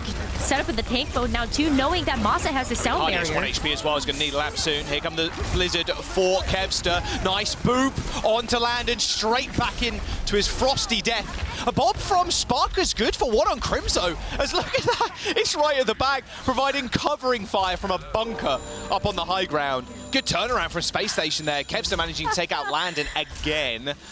But Space Station know their game at this point. They do. I mean, they saw the Blizzard. Who is better to be able to react to that than somebody who also knows that hero inside and out? Backbone, I'm sure, saw something like that coming from a mile away. And so you got the Bob set up, able to deal with the Blizzard, and now you've also dealt with maybe one of the hardest ultimates to deal with on this point. The Sound Barrier and the Blizzard now gone here from ENCE. You still have to deal with this grab mortar combo, which is not fun, but just back away, right? Dynamites are good for a lot of damage. Sparker already up to like, what, 60%? Here it comes, the forbidden combo. Well, Sparker's already dead, so a little rough. That's straight on top of the backline now as Landon does sail to the sky. Doesn't get hit directly with one of those mortars, but has to try and awkwardly play around this window now as Vestola is off angling. Hardy is 1 HP and so are the rest of the team. Landon not in a position where he can heal him. ENCE with a very good split on the front line of Space Station after using those ults. Hardy jumps off the map, goes for a quick reset as ENCE have a chance here of taking this point as well. But Space Station, they're at 99%. They've already done a great job of that too, and coming back with the photon barrier is really nice, just to have that big shield. You don't have to have any fear of being able to walk up to that point and recontest it. The problem is that Crimso has kept this amplification matrix to respond to that. He's done this so many times and just pop it back point. Yeah, they're going to put it up like a big shield. Going to hopefully try and isolate Vestola, and they've done so quite successfully, but the lamp comes in just in time to save him. He might be burning alive, but those heals are being flung towards him at light speed. Backbone does get booped off the map, and here comes OT for Space Station. Someone from ENCE does have to touch. They do manage to successfully do so, and they kill Hardy. Oh dear. Oh, Blizzard. Yeah, Sparker can't even go for a reflip here, retouch. OT, and with the turret form, the Bob's going to come in, does knock up the Mei, but a small little boop here from Master might just do it, although the wall is just going to stop Bob from doing all of anything. Bob's going to eventually cap. Kevster wants to play a little bit more safe, doesn't want to mess with the Bob. It's actually Backbone has bought enough time for the Tracer to come in. They force the recall. Here comes the second turret form of this fight for Kai. Kevster taking down Backbone, finding Astro dead, Hardy hitting the reset, and ENCE, they're looking good. One more round and they'll see themselves on match point in this series. Just such a big turnaround from what we saw yesterday. ENCE just really cleaning up their counters to this Space Station comp. Even the Bob, just not enough to be able to turn the tides when ENCE can play around that with the Mei wall and just have those answers to everything else. I think Crimso also just holding on to those ant matrices for these photon barriers has been huge to mitigate the amount of advantage that can give over to Space Station. Even when they have the Symmetra TP to try to get to the point a little bit faster, like ENCE, they're gonna have the grab again. Like, then I don't know. It just feels like ENCE just have answers to everything right now. Double window. Here come the hands from Vestola, walking through the window too, isolating the backline. That lamp not too much of an issue for him now as he rocks him out of it. That nade, I think that banked off one of the little columns there to end Landon's life pretty quick. There goes Hardy. Okay, there's the cap for ENCE. They find a team kill and still have the Forbidden Combo. They've still got the Flux, and they still got the Mortar Strike. Yeah. And Funny Astro used the beat. So there's no answer that Space Station can come at this with outside of just the annihilation and hoping that they can live through that combination. But already having the point captured, ENCE, they have a chance here to just close out this map and bring us to a match point. But it's going to be so tough. I think Space Station, their backs are against the wall on this one. And they kill Funny Astro really early on there. Lucio comes back quick, right? But still, on Flashpoint, the percent ticks so quickly. That might be like this is last 1.5 fights worth. Yeah, that half a fight won't be pretty. Kevster has the Blizzard. It is definitely last fight with ultimates, Rose, that is for sure. Annihilation comes in. That wall trying to be placed behind Hardy, but Hardy's already super low. Nice ice block there from Backbone, but they managed to get the mortar combo off of the Blizzard. Hardy's already down. Sound barrier comes in from ENCE. They want to end this right here, right now. Backbone falls, and ENCE, they didn't lose a single player. Funny Astro can touch, but it's too little too late. ENCE claims Suravasa a 3-0, and they found match point. Revenge, so close in their grasp. Space Station Gaming, they've got to find answers for this combo. They've got to find answers for this Bastion and the Mei. There's nothing they could have done there. It felt like there was just too many ults from ENCE.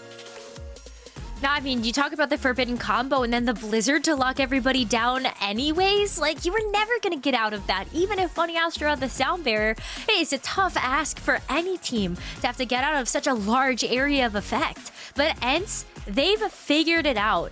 And now it's up to Space Station, as you said, to find the answers. But I don't know if there are any. It's like, think about just the raw firepower and stardom that ENCE have as a roster and how drilled they must be. I mean, Goomba, like, think about the Megamind that he is too for this team. This is a really nice fight coming in. Look at this boop too onto the BAP, so they go back into the Blizzard. Really nice Blizzard play from Kev, so like throughout this map. And this is exactly what they just seem to want to run. Okay, Hardy's on the Ram. Okay, sure, we'll play Bastion and then we'll play Mei. We'll play it like Hardy is playing the Rhyme, which is kind of what Hardy's playstyle is, right? He wants to get in there and brawl. That's what these comps are so good at. Just getting in your face and just punching you down and then running over your backline. But Kevster and Kai just playing so patiently too with the turret forms, knowing exactly when to pop them. Such incredibly powerful cooldowns against comps that want to be up in your face. Vestola too, one of the best Sigmas, if not the best in Europe. Hence really fighting Space Station for this revenge. Might be our final map coming up next, Rose. Space Station, they need to find something because Flashpoint, it wasn't it. 3-0 is a quite a clean sweep there from ENCE. ENCE has been so flexible in this matchup. That's why it feels so difficult to feel like Space Station are going to be able to find an answer. They do have this Winston composition. What? Those stats. But, like, that's... I mean, they did 3-0 them. But 94 elims to 18, and then 11.8 to 0.6. Like, this is not a scoreline you'd expect to see from Space Station and ENCE, like, at this point. Pretty even coming into it. You're expecting Space Station Gaming to be the favorites coming in, and a lot of people were predicting them to kind of win EU in Stage 2 after getting knocked down so early by Ex Oblivione in Stage 1. People expected the kind of revenge tour from Space Station, knocking everybody out of their way and just like steamrolling their way to the finals. And steamroll they did, and remember, they went 3-1 against ENCE in the upper bracket finals. Yeah. Yeah, so like both teams have a chance here to rewrite history for themselves. Space Station going out in 4th now have a chance to get this first place spot. Same with ENCE to finally take a first place after falling to Twisted Minds. But Space Station, they're steering down the barrel of this being their final match and just final map, honestly, in this series. So Psycho coming back in now to be able to take up that DPS slot. Maybe more Tracer on the horizon here. But as we look to what map we have next, Jaws, it's Route 66. This is a map we haven't seen much of at all in any of OWCS so far. It's always been Shambali Monastery. Yeah, I'm excited. I love Route 66. And a lot of the time, too, there was a lot of 3-0s, so we never get onto Escort, which is kind of rough. Yeah, I do like seeing Escort. It's a very fun game mode to watch. But you're not wrong, Rose. This could be the final hurrah for Space Station. Got to keep it locked in. They're on defense first, so no chances ready to kind of go back to spawn and swap. And Hardy on the Winston. Well, as we were saying, there is an opportunity here for Space Station to bring out a composition like this, but are ENCE expecting it? Let's take a listen in to hear what ENCE are thinking ahead of this 5th map. Well, like once we get card far I think you guys can take top left. Yeah, top left? No, I think we stack underneath. What do they do if we stack underneath? I feel like that's so good. Yeah, but they can fuck rotate. Both are fine. Hey, Monkey's in the fucking spot on the top right. Let's stack under, let's stack under. I'll get a kill. Yeah, stack under, we can then swing from there together. Yeah, Monkey Bob. Yeah, we swing wide angles. I'm going top left, I mean top right. You can play point. Kai taking a little quick peek there on the Widow. Oh, they're back to their old tricks. Kai on the Bastion. Marsa on Brig as well. So the dive here from Space Station is going to be quite tough, Rose. It's so hard, because who do you dive? Kai is just so survivable. You've got Masa with the Brig for the shield bash or the whip shot. It's like Psycho can't really contest it. Neither can Hadi. It's going to be tough. And Space Station... Maybe you want to jump Crimso, but even still, like Crimso and Masa are going to stick to each other like glue.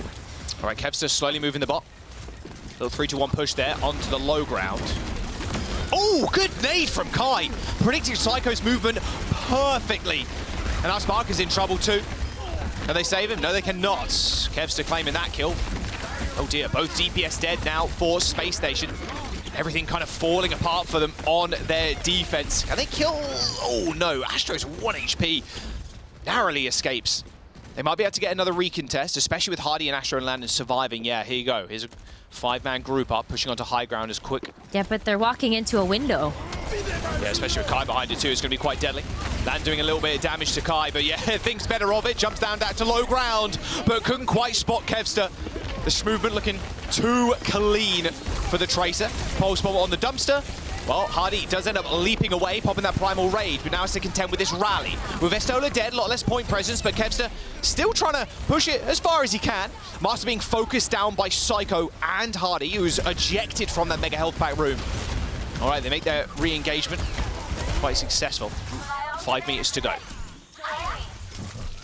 right when we were gonna see that point cap there from ENCE. Spacestation now get a chance to actually set up to be able to go for the dive defense. I think earlier on it was a little bit tough because like you're under Earls. Where do you go? Like no matter what doorway you're going to be walking into, you're walking into some Bastion fire or even just like Kevster going on a flank. But here you see them walking through the kind of like mine shaft area. Yeah, oh, Hardy tried to get to Mega Health Pack. Hardy's just get dead. picked. That's not good. They're going to try and rip this rush to try and get it going. But this payload is going to be hard to kind of assault now. Vestola is pretty low, taking a lot of damage from Sparker. Fan the hammers. Oh, so quick. And you're seeing in that Kiriko rush, and there's the kill that they wanted. Kai popping out, instantly popping turret 4, but they couldn't quite get it done. Sound barrier coming through from Funny Astro, hits 5. And this high noon as well is going to stop Kevster from doing much. But it's a swing and a miss. Hits the little bit of rock there, as they do try and stagger out Vestola. A minute to go. This is a very different Space Station Gaming that we're seeing right now, and the one everybody prophesized. Maybe that was the answer. You know, we said, like, even when it looks like the Ramatra compositions, yes, Hardy can bring out the Reinhardt too. It's still a rush, but they also have this dive, and this dive has always looked so good from them. Hardy's been working so hard to make this Winston really competitive, and this has had the perfect answer so far. A little still difficult to jump onto anybody in the back line, but Hardy's holding the door. Just has to time all of the burst damage that could come through. Yeah, nade into instant turret form, into you getting deleted. OT in 20 seconds, they try and dive the bash in the backline. Nice little lamp deployed as Psycho tries to just deal with this bot being pushed forward. A perfectly placed dive there from Hardy. Kills Kai once again first, and 10 seconds to go in a Primal Rage to deal with. Looks like ENCE's push is going to end here. It's only Kevster to try and jostle this bot. And look at the hit squad they're setting after him too. 4 players from Space Station to deal with Kevster. Sometimes that's what it takes. Space Station Gaming holding ENCE on first. That's impressive. That's a very, very impressive hold. Especially when running a defensive dive is not necessarily the easiest of compositions to execute. It was already very tough when ENCE had such a survivable backline. They could all stack on top of each other, but even a switch from Vestola over to the Orisa was just not quite enough. So as Space Station get ready to go on their attack push, let's hear what they're thinking ahead of this next round. Attack, I really don't know. Okay, go Genji or Ashe or Sojourn, any of those that you can just like any of those 3. What are you feeling, bro? What are you feeling? I mean, just fuck it, guys. Genji. Yeah, fuck it. If we go out playing Spenji, we can fucking go out playing Spenji. Yes, it's fun then. Fuck it, dude. Let's get it, boys. That's all we need. Get it. Let's still take space slowly. Yeah, just take it slowly. Shoot Trace. If they don't have a Trace, just fucking move point, okay? For a long time, till they make a move and we kill them, okay? Even if they have Trey, we can shoot point till yes. He can die. Some triple ding shuriken or something. Fuck him up, bro.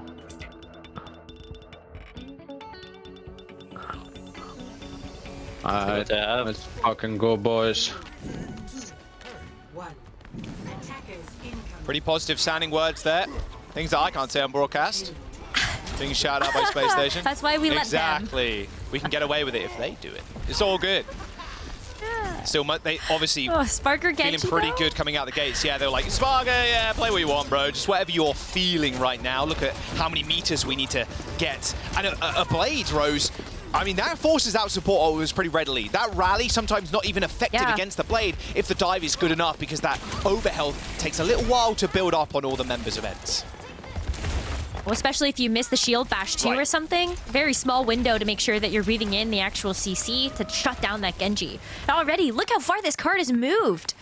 And Hadi hasn't even made the jump in yet, forcing ENCE to have to go to the cart as we heard them try to execute that game plan. Already 50% towards this plate. Sparker taking another little peek over. Just being annoying, harassing the sidelines. Going to force ENCE to look a couple of different ways at once. Hardy setting up for a dive now as Sparker's spotted one in the backline. It is Crimzo. As the person in his sights now, it is Master. Oh, nice rock onto Sparker. Perfectly timed, and Master picks up that kill. Nice stuff from Vestola to start us off with. Funny Astro perma booping the tank away as well. He's going to make sure the payload gets a few extra meters. The Lamper and Insurance policy as Hardy ends up failing that jump. Hardy takes down Master. Quick re-engagement here from Space Station is possible. That's really nice too, because Masa hasn't had time to build up to the rally yet. So maybe Sparker is going to be able to beat Masa to the punch with this Dragon Blade. It would feel good just to know that that rally's going to be offline, and you don't have a sound barrier to be able to deal with that either. But it's going to be Crimzo with this amplification matrix and get set back up on this high ground. Pulse one from Psycho, pressures the point. Crimzo with the window, ready and waiting to use it. Look how far he's playing back. He knows Space Station have got ults to use. Hardy's setting up. You can see him creeping on that lower left side. Oh, he wants He's ready. that They're waiting to get Blade, I think, or at least Rush. Or even Primal, to be fair. Oh, wait, they're not going to wait at all. Edge going to jump on it. Master in trouble. Super low. They can use that winner for a little bit of protection, but Kai needs to come up with kills, needs to come up with damage. That Primal Rage does it. Is good for one onto Crimzo, but Kai's just getting booped around. He's high in the sky. He doesn't even know where he is. I'll tell you where he is. He's back in spawn. Space Station Gaming now leap onto the point. It's only Marcel and Vestola to try and hold on. A rally and a flux. Send two people sky high. Is landed. Is eventually brought back down to earth. A stun onto Hardy is good for him to escape. He's half HP, no supports left. Here comes the Blade though. A super late one for a Sparker. ENCE don't see this one coming. The Suzu comes in, but no, Crimzo takes him down.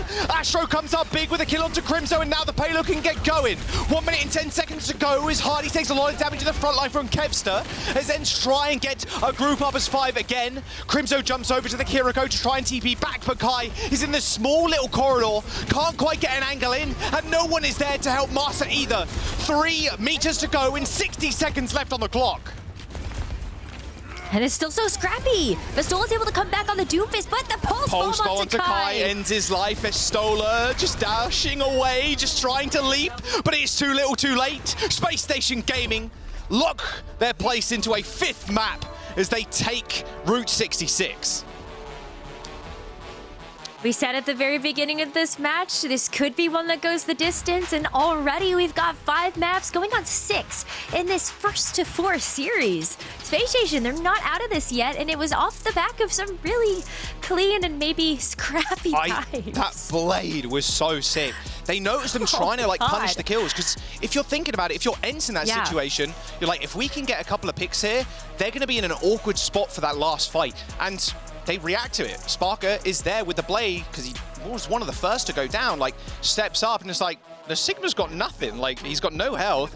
The supports are on high ground, maybe they get the Suzu out and they have to jump back down to the, they have to get up to the high ground again. Sigma can't do that. Obviously Flux is up onto the height.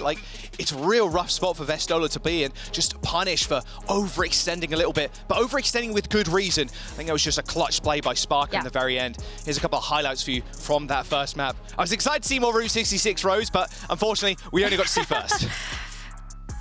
We got big Earls. That's okay. That's enough of a sightseeing destination on Route 66, I think. It'll do. We saw something that's not Shambolic Monastery, so we're all chilling. That's actually so true. No, it's great to see this dive be so successful for Space Station. I think it gives us even more hope that this could very well be a map 7 on the horizon. But wow, I think too, just Space Station knowing that they have these highly mobile heroes, they can keep pushing a 4v3 fight, a 3v2, and know that at some point they're gonna overwhelm as long as they just keep up that pressure. So that fight felt like it went on for 2 minutes, even after we saw those swaps over from ENCE to the Doomfist to the Tracer, just to be able to get back, and not enough. There was that Blade. So nice. And he got the slash too as the Kiriko was Suzuing. So that slash obviously didn't end up connecting. The Suzu saved the Kiriko, but then on the backswing, boom, he hits him, and then, it's an easy follow-up kill there from the Tracer or the Winston or whoever, right? Really nice play by Sparker, clutching it out at the very end. And to be fair, Rose, we heard in the comms, play what you're feeling. If you feel confident on it, then good stuff. We can go with it. And Genji was the pick, and the Genji saved their asses there. Let's listen into the winning comms from Space Station on that clutch victory. Commit brick. Cat and bash next turret, guys. Play it slow. We win. Bash Play one, above. bash one. Shoot point. Yeah, pulse on the second. Bash one. Bash one. Kill me. No pulse. Do one. Okay. Play one. Play one bar. Do one. Nice, good job. Spengy! Good fucking job, guys.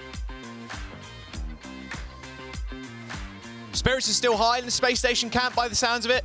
Control room lighting up for sure. I mean, look, still on match point though at ENCE. They got beaten last time by Twisted Minds in Stage 1 in the finals. They don't want a repeat of that. They got a couple more maps under their belt, but Spacestation Gaming, they're not making this series an easy one.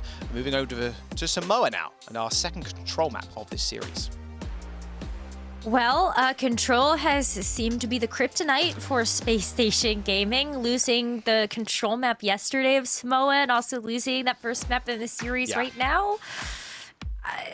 So I don't know if they're feeling great about this one, but maybe they've been able to take some inspiration, some learning moments from Samoa yesterday and even just from the map earlier today, and they'll feel more confident. Well, there's no substitutions, Rose.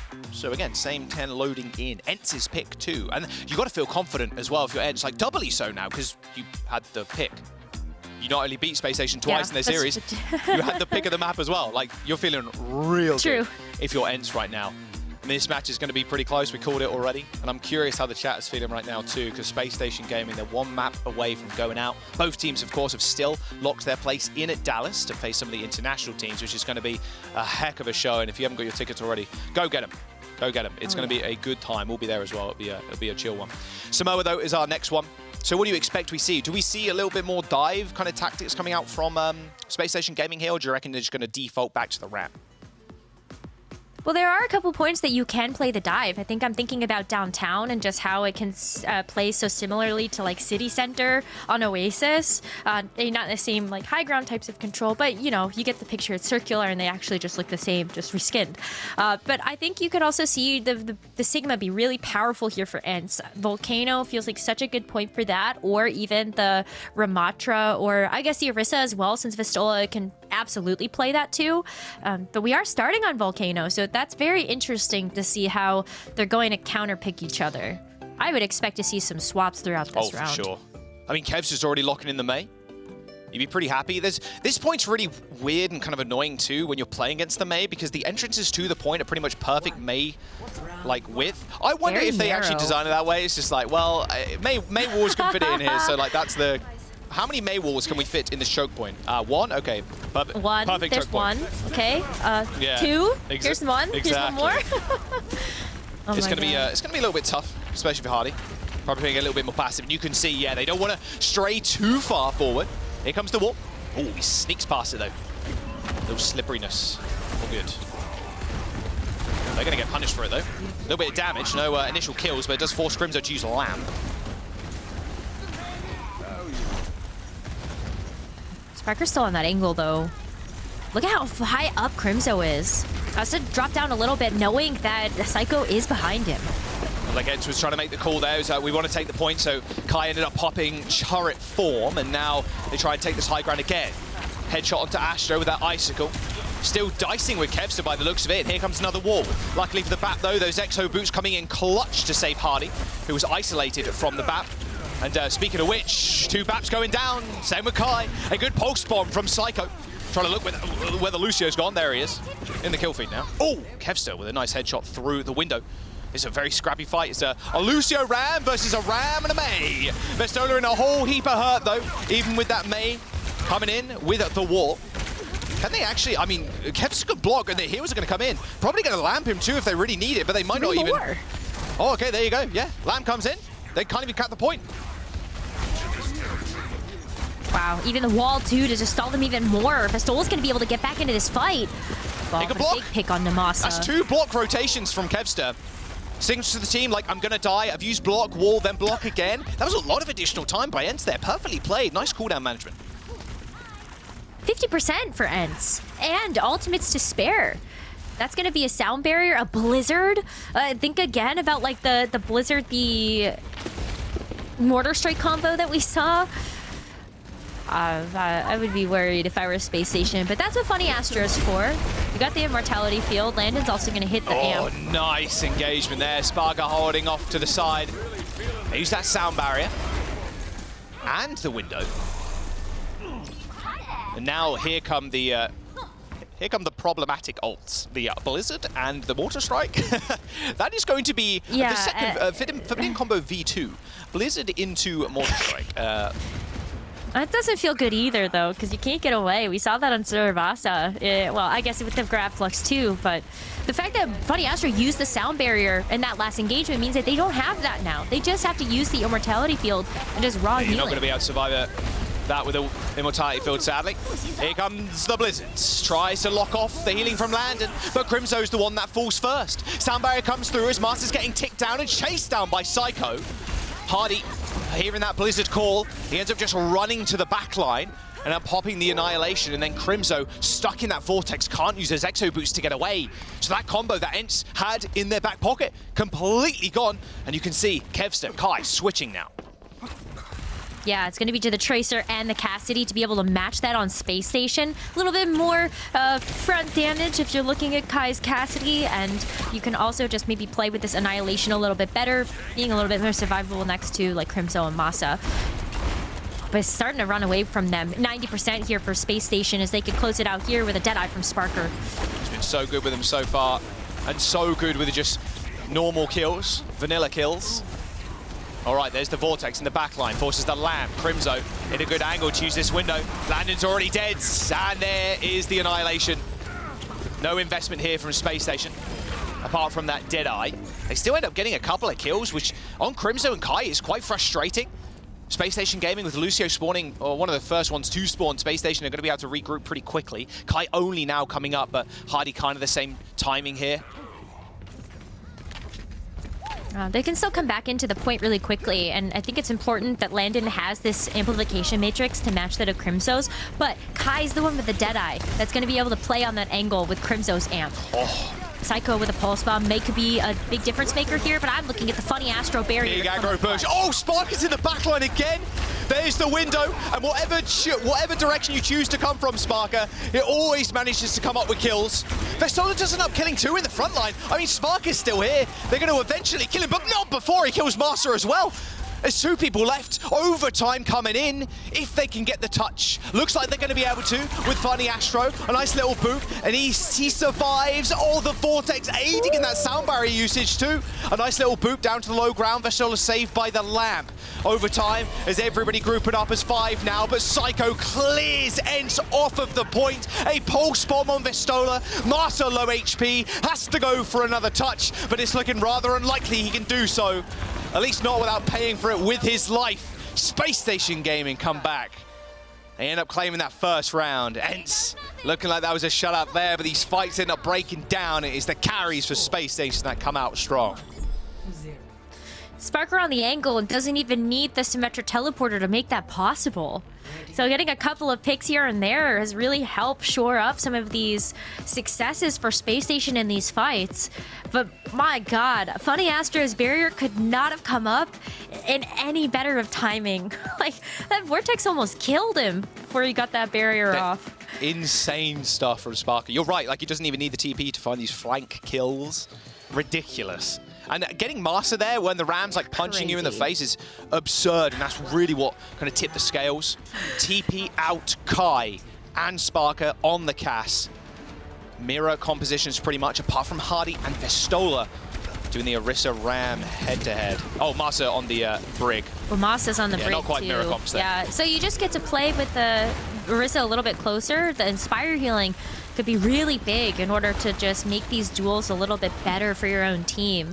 But I think that the fact that Funny Astro's on Lucio, the Sound Barrier just feels like a better supportive ultimate to have when you look at the Rally versus the Sound Barrier in these matchups. All right, we'll see how long it takes the point to be capped. Sparker not doing anything too crazy right now, just checking Kai on the corner.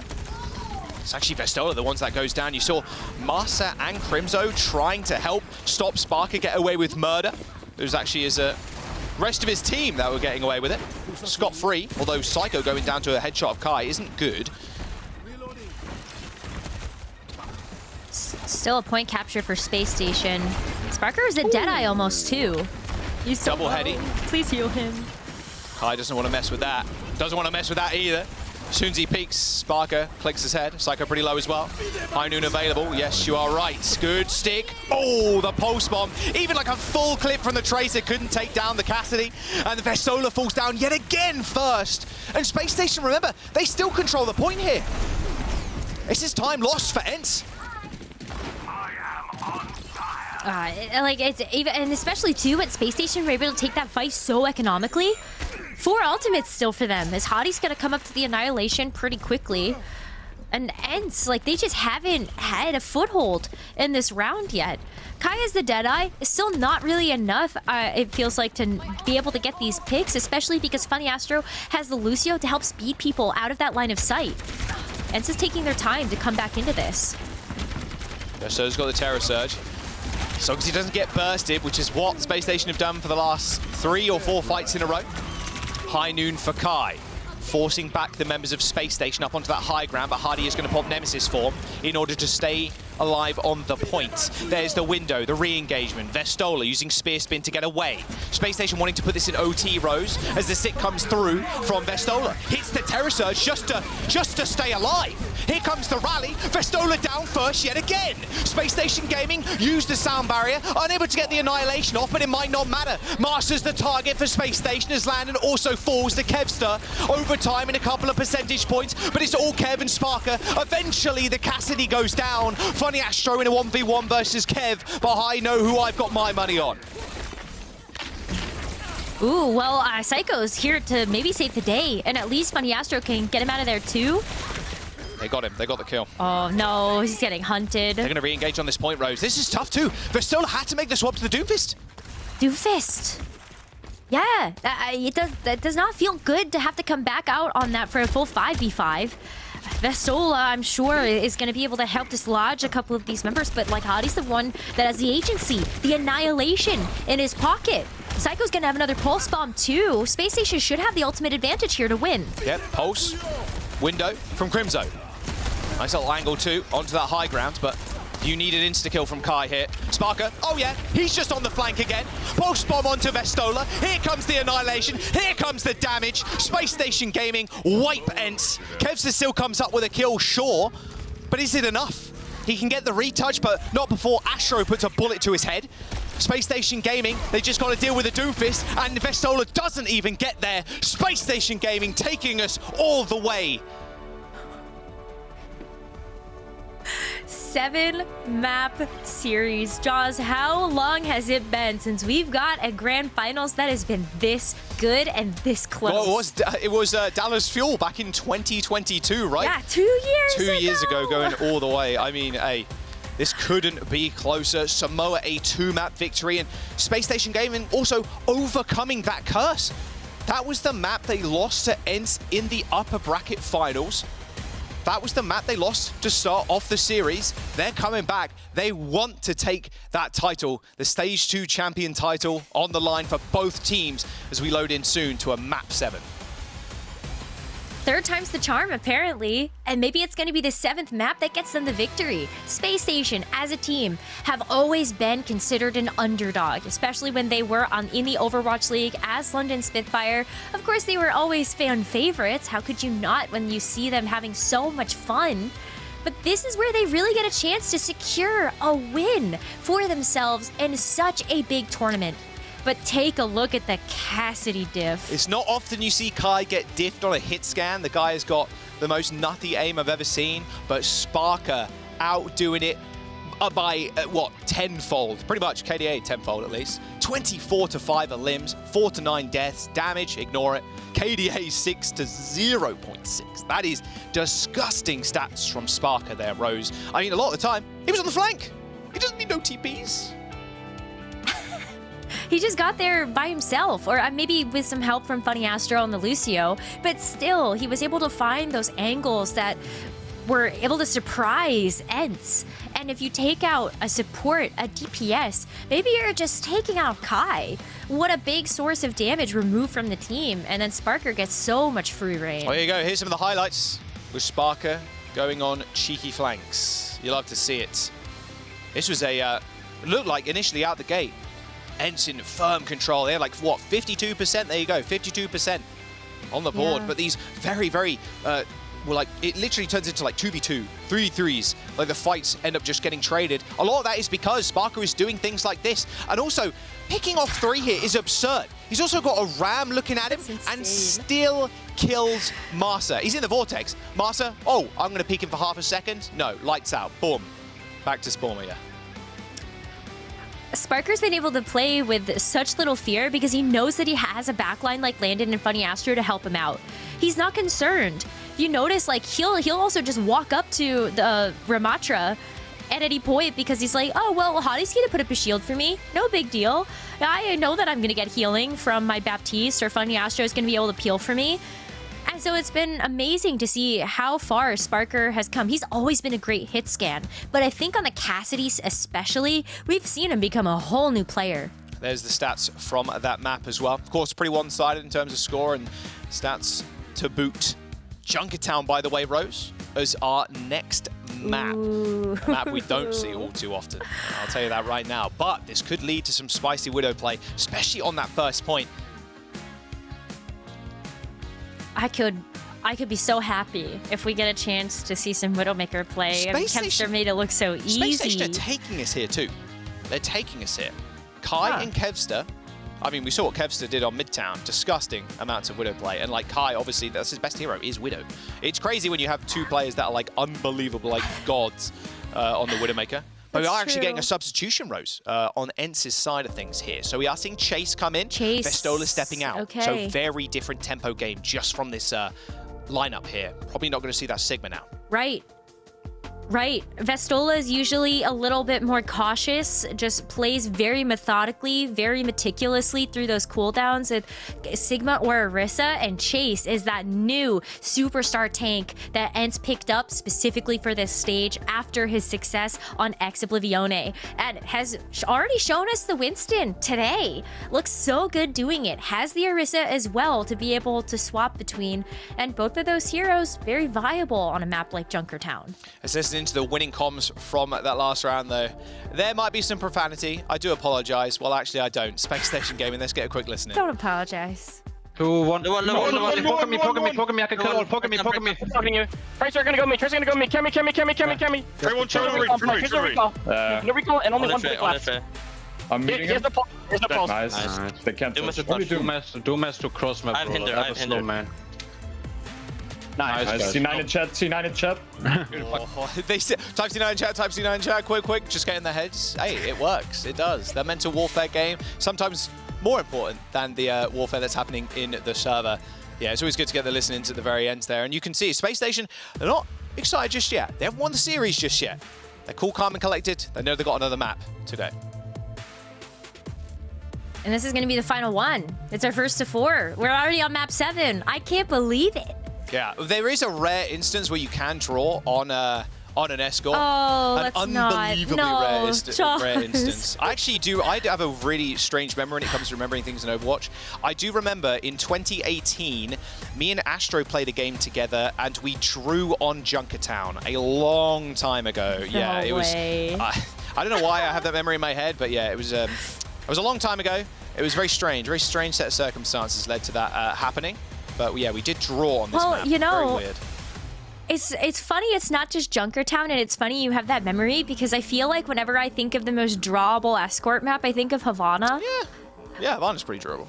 Pretty drawable, especially with the 0 meters on either side. Meters, yeah, you just hold spawn. Right, let's see what ENCE are going to do on the defense end. Chase on the Orisa here, and then can potentially obviously swap to the Winston. So I like the way they're going to be able to play this, just having that flexibility if they want to go something faster.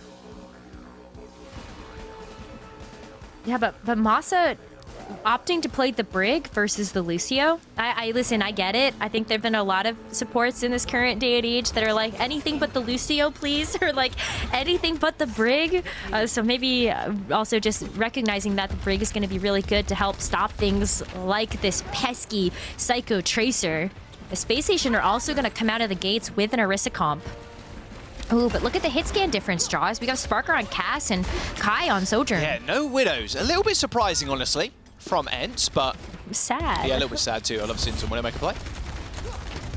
But yeah, I mean, Sparker, as long as they shut him down or stop him from going too crazy on a flank, it's a little bit harder, to be fair, on a map like Junkertown, especially on first. They're going to be in good stead. Now they can just perma-hold. This really reminds me of kind of old Orisa 2, where you just perma-hold on these corners and just yell pull over and over again. Thank God we're past those times. Pop the shield down. Yeah, glad Orisa doesn't get a shield anymore. Quite honestly, this kit's much cooler. You see Sparker still trying to be cheeky, trying to take control of that mega health pack. Now he's back in the main. Obviously that new building there has a mini in it, so Kai can use that for some sustenance. Kevster's under a little bit of pressure here on the sidelines. They've already burnt Crimzo's lamp and Landon's. Is Sparker on the flank though? Can't let him get on the high ground. Missed a couple of shots on Kevster, but here comes the first ult. Window from Crimzo on the point as Hardy in a whole world of hurt. Pulse bomb lands from both traces as Hardy and Kai end up trading, but it's Psycho that comes out in the better end of it. With a melee kill onto Crimzo. I mean, where's the heals? ENCE has to go fast. They have to just dive in onto the backline, and dive they do. But it is Psycho with 3, 4, almost making it 5-2. Kevs is the last remaining member. That's a 5K from Psycho. He has earned that fire that is blazing through that portrait. Psycho just went actually sicko mode. He plays the best bait ever, by the way. Like, I know he goes down a lot by himself, but that's just to give so much room to Psycho. Nice kill onto Kai too. Did get booped into the skies. He couldn't make use of that lamp. And here's the window. Surely that's it. Especially on this verse, there's no chance. Good Hindenade onto Kev. And there's the point. Wow. Oh my god. Psycho has been absolutely going crazy.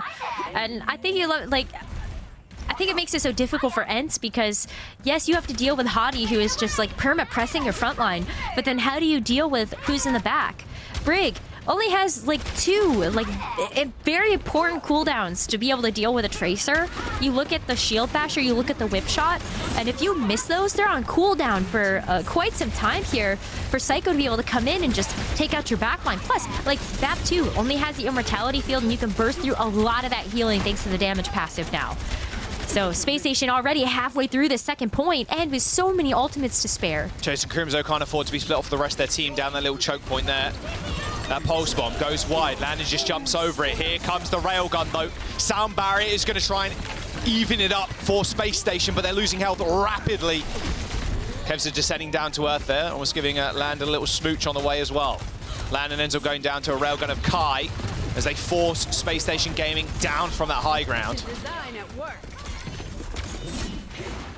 Ooh. That Kai, man. He sometimes just like never ceases to amaze. Wasn't even an overclock that he had to use there. He just used charged railgun shots and a good pincer there from ENCE with Kevster, forcing Space Station to have to fight in that tiny room. Has the overclock now, so this high ground control is going to be really beneficial for them. But how does Space Station try to encroach this? Hadi only has the Terror Surge. Putting a lot of pressure on Kevster right now. Magne going a little crazy towards Kev, but he's good. Dodged out of the way. It's just both Tracers just jostling over the point, but Sparker is in the wings, ready and waiting for Kevster to make a mistake. And then they can take him out after that Hindenade lands. Kai trying to search for some heads. Disruptor shot on the payload now. Forces positioning from Psycho and Hardy. And now with this overclock, they're thinking, they're sensing, they're coming up these stairs, and they're right to think so. As Sparker just peeks his little head out as well. Receives a Swiss spear to the face. 2 minutes to go. Space Station, though, they're just biding some time. They have a couple more things to work with now, like this Amp Matrix. What a Terror Surge. They were trying to force Kevster's positioning again, Rose. They tried to pop the window around the corner. Didn't end up working out. That Terror Surge from Chase just disrupting their plans. Well, now that's out of the way, right? So Masa may be getting the rally up for this next fight. Space Station can still take these pretty quickly, thanks to Funny Astro and the Lucio. And Hadi still has that Terror Surge of his own. But Kai with this overclock, holding on to it is just like so dangerous for Space Station to have to walk into.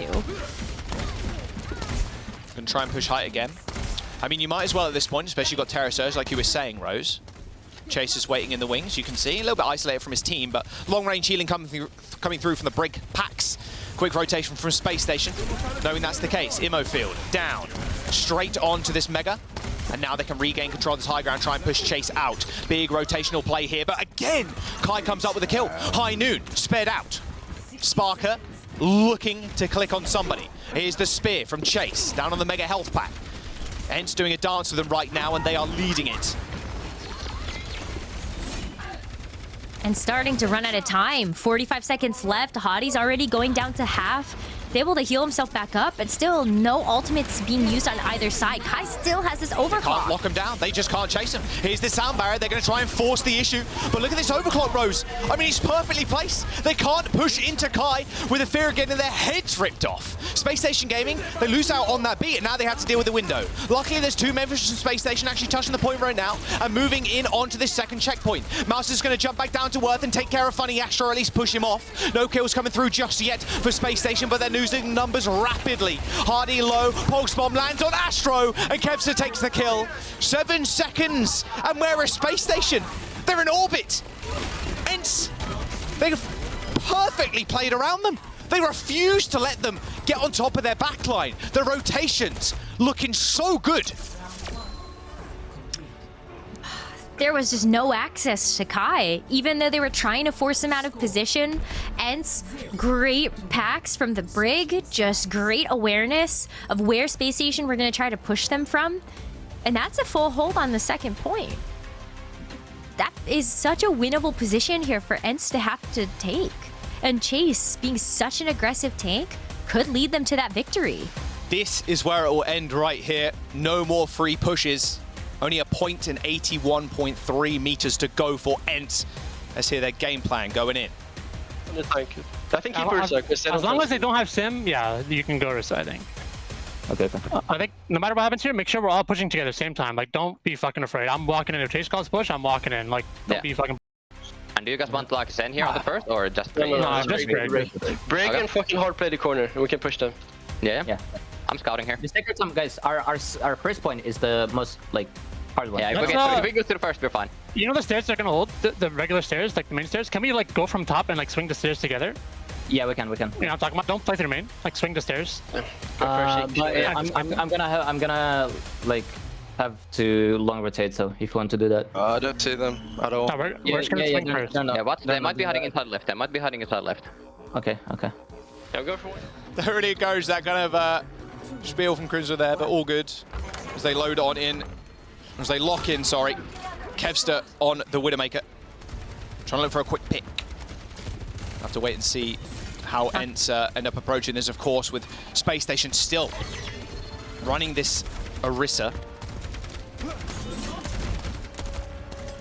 Kai, just as long as he gets some space and an angle, the Sojourn, he's just so good at being able to land these charged railgun shots. Could really open the doors. I know it's not a Widowmaker, which we would love to see, but it's pretty close. Hardy goes golden. They've got to be fearful of Kai's railgun. It's always really hard to kind of push around here. Sparker again trying to go on the flank. They've not able to punish him yet, but not punishing is fine as long as he's not doing too much, and they've been able to at least subdue him for the moment. Hardy again going golden. London have to playing a little bit more safe now. Same with Crimzo as that lamp is down. Her spear like shoving Master almost off the map. That was a little insane. Sparker's still trying to find an off angle with the help of Psycho, and they're just kind of corralling them behind these cars. Here's the window from Crimzo. And a rotation from Kai. This is really nice stuff. They got to find a pick, though. This is the big thing. Space Station Gaming, they can't be allowed to kind of get away with this, especially Sparker on the flank again. Look, he's just looking straight at them. Someone's got to look at him. Kevster ends up going down. Didn't even see where Sparker was coming from. It was only a reactionary time there from Chase to try and look at him. Sparker getting away with too much here. After you saw the amplification matrix go down from Crimzo as well, that was just the perfect time for Sparker to finish out that rotation, stay behind that bus, and deal that damage. And Space Station now, like, with all of these different ultimates to work with, the sound barrier is going to feel so nice to have for Chase's Terror Surge. You also have so many buildings to play around for Kai's Sojourn Overclock. Love the little rework that they did on this first point. Feels a little bit nicer to have that extra cover. But Terror Surge coming up as Chase is is trying to get a little Trying to get in there. Here come the sound barriers. Terror Surge from Chase come out at any moment, but Sky is the first to fall. Whoa, that was a quick fight from Space Station. A Terror Surge from Hardy, just dragging people back down to the floor. 1 minute and 30 seconds to go, Rose. And just walking into a brick wall, it feels like now. Well, at least you got 2 really big ultimates out of the way. If you're ENCE, you know, okay, well, Terror Surge and Sound Barrier are off the table. All we have to worry about is the 2 DPS, which I guess saying that, that's still a lot to worry about. Sparker finding all these off angles means that Deadeye can be very impactful if they're not looking at him, but the rally The rally, Asher has to get out of there, did end up getting stunned. Window from Crimzo too on the sidelines. Nice pulse, but it takes away that immortality field. Psycho somehow surviving this onslaught of CC and damage. He ends up getting out of there. A rotation from Space Station on the wrong side of the map, where with 60 seconds to go, ENCE need to find kills. They need to find something. They've got the point, but is it enough? Overclock comes through as the high noon from Sparker just tries to delay the inevitable. A pulse bomb from Kevster helps kill Landon, and Kai, still too scared to pick the Cassidy, eventually brought down, but it is Psycho once more. Master and Crimzo dead. 40 seconds to go. It's all on the traces now. Sparker, Psycho, the Titan, eventually slain by Kevster. 30 seconds to go. There's still a retouch here for Space Station as they try to get there, but the spear to keep Funny Astro off. That's finally a point capture, but Jaws, that was getting so close to the wire. 30 seconds left. Pretty much everything invested too. Landon going over to BAP. No more Kiri. Here we go. How does ENCE do this dance now? Of course, they were expertly led Space Station in a waltz around this point, and Space Station weren't able to kind of get on top of them. We'll see how ENCE now try and conquer this one. Only a few more meters to go and they will claim the title. Space Station want to put the end to their dreams now. Hardy is a Terror Surge. Psycho is working up to another Pulse Bomb as well, but Sparker's hoping to open this up with a pick on the side. Someone's got to deal with him. There's a lot of the time he's just able to freely off-angle. A lot lesser chances to do that now. You can obviously just peek your head through that little window, of course, but... Kai's looking over there. That feels much better. Slowly but surely just chunking people down. Jostling on the payload again. It's just both traces. Here comes the push. Sparker in trouble, but it's actually Masa that goes down. A bash onto the high ground to help Kai set up. Terror Surge ends Chase's life. Kevster still takes down Psycho, still willing to fight this, but with a high ground advantage. And with it, oh, this stagger's going to be huge. 1 minute and 30 seconds to go. They're going to boop him away. Yes, they're going to body block him too. Can they get the kill? No, Crimzo manages to get out alive. A couple of packs thrown his way, but still a very, very small stagger.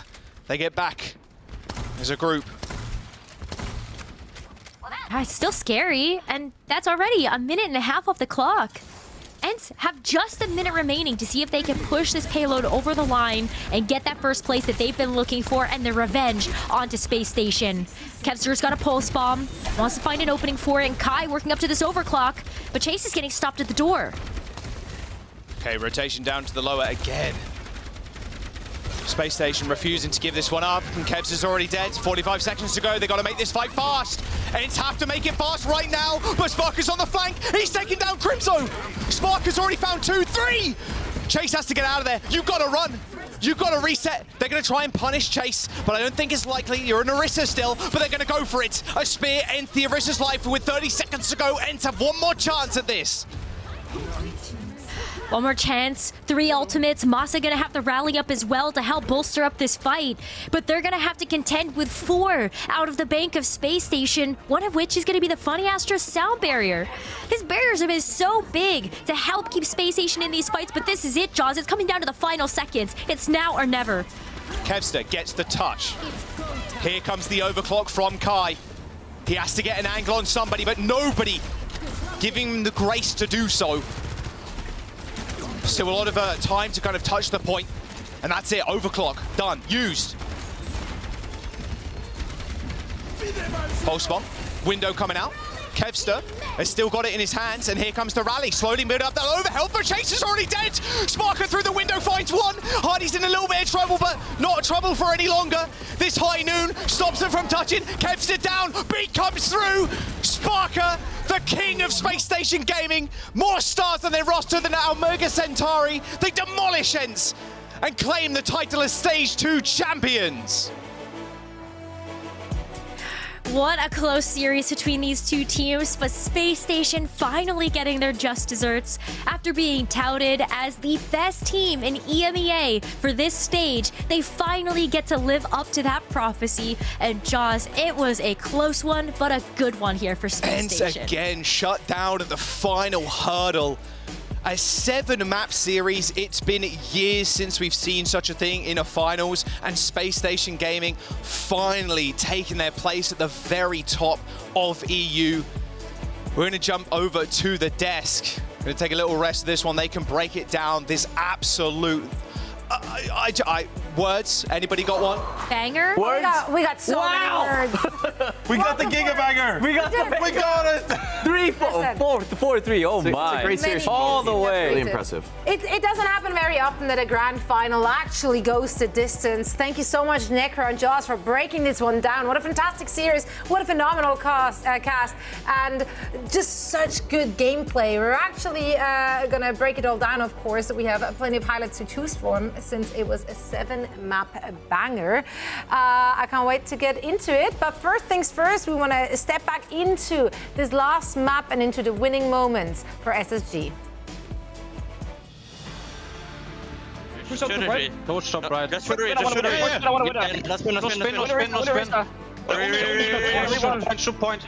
Break. Ori one. Break. Shoot trade. Keep looking point. No recall. Try. Bottom right. Break. Oh my god. Incredible. Heroic efforts, I have to say, of course, from the DPS lineup from SSG. They're finding themselves down in the series, and suddenly Psycho first and then Sparker step it up on a level I have not seen before. I chose Sparker as my superstar, you know? True. Actually, Johnny did so yesterday as well, saying that this is where his career is peaking currently, and honestly, like, what a fantastic series. Yeah, I continue to say so as well. Like, just mechanically, but you saw there in the end too, just like the presence of mind to go on those flanks when you recognize that ENCE Esports, they're playing a Brig, they're not playing a Lucio. That gives you the opportunity to utilize Funny Astro's Lucio's speed instead to go on those wide flanks to fight picks on the off angles. Sparky really is peaking right now, but honestly, Psycho as well in this series, incredible job on Tracer, really taking it to Kevster on so many of these maps. And it was Space Station for some of those couple of maps there towards the end, swapping over to the dive, especially on Route 66. That kind of gave them the opening, and then also moving over to Samoa, of course. It looked like it was going to be ENCE series here. You know, they were playing this May composition, Jake, and it looked like they had an advantage going up 3-1 here on push, but Space Station, they come back in the series. Yeah, I think Kevster's May was a great look here. Not only is Kevster actually a really great May, not a hero we see from him all the time, but he is really, really solid on the hero, obviously mechanically, but also in his decision making. I think that was a great read where SSG using the Ram and the BAP so often, right? We haven't seen any May in the meta because Kiri and Orisa are so strong. And Orisa's Fortify, Kiri's Cleanse. I mean, these are like almost hard counters to what May offers in the game. But Ram and BAP much more vulnerable to it. So I think that's what gave ENCE this early lead in the series, that May pick and how well they executed it. But SSG with the durability, with the flexibility, really, right? Imagine this roster from years past without Psycho, without Funny Astro. There's no doubt in my mind that they lose this series. Like, these players have changed the game completely for the squad, and we're seeing, I think, the true potential of all the players now able to really succeed. And I mean, I love, even in the winning moments, the comms are so crisp and clean from SSG. Yeah. Only the right focus call. No one's getting overhyped too early. I mean, realistically, they get like 1-2 kills that last fight. It is over, like 99%, but they're waiting for the slow-mo. You know, it's not over till the fat lady sings. So really well done by SSG, the patience, the presence of mind, great adaptation. This is world-class Overwatch. Yeah, we haven't really talked much about Hadi besides, you know, the kind of Reinhardt jokes being thrown in there. But series like this is where Hadi as well, with his leadership and his communication, that is making itself really obvious, because a lot of the time you can have tank players, and we've all met them, who are really vocal, they come a lot and they really crowd those comms. But Hadi, he's really calm, and you heard in there as well, calling who is low, Tracer doesn't have a recall, and the focus Spitfire is on point. So a team that prides themselves on communication and teamwork, now they have the mechanical skill and the versatility to play all kinds of compositions. So this is a well-rounded Spacestation team that is looking really good going into Dallas. Yeah, but you saw it there at the very end. The numbers told the story of the series. It was so very close. Yeah. It could have gone either way. It was an old bonanza there at the very end as well. But Spacestation Gaming, they prevail. And we now have Sparker, the man of the hour himself, joining us for a chat. You guys did it. Congratulations. You are our EMEA champions. Thank you. It was... I've played competitively for 6 years, but it's still like, you play a game like that, you're just like shaking, your whole body's shaking. I mean, the Sparker, so nervous. You guys been just absolutely crazy. I mean, this stage, and you specifically has been popping up. I feel like there was so many great moments. You on that Cassidy.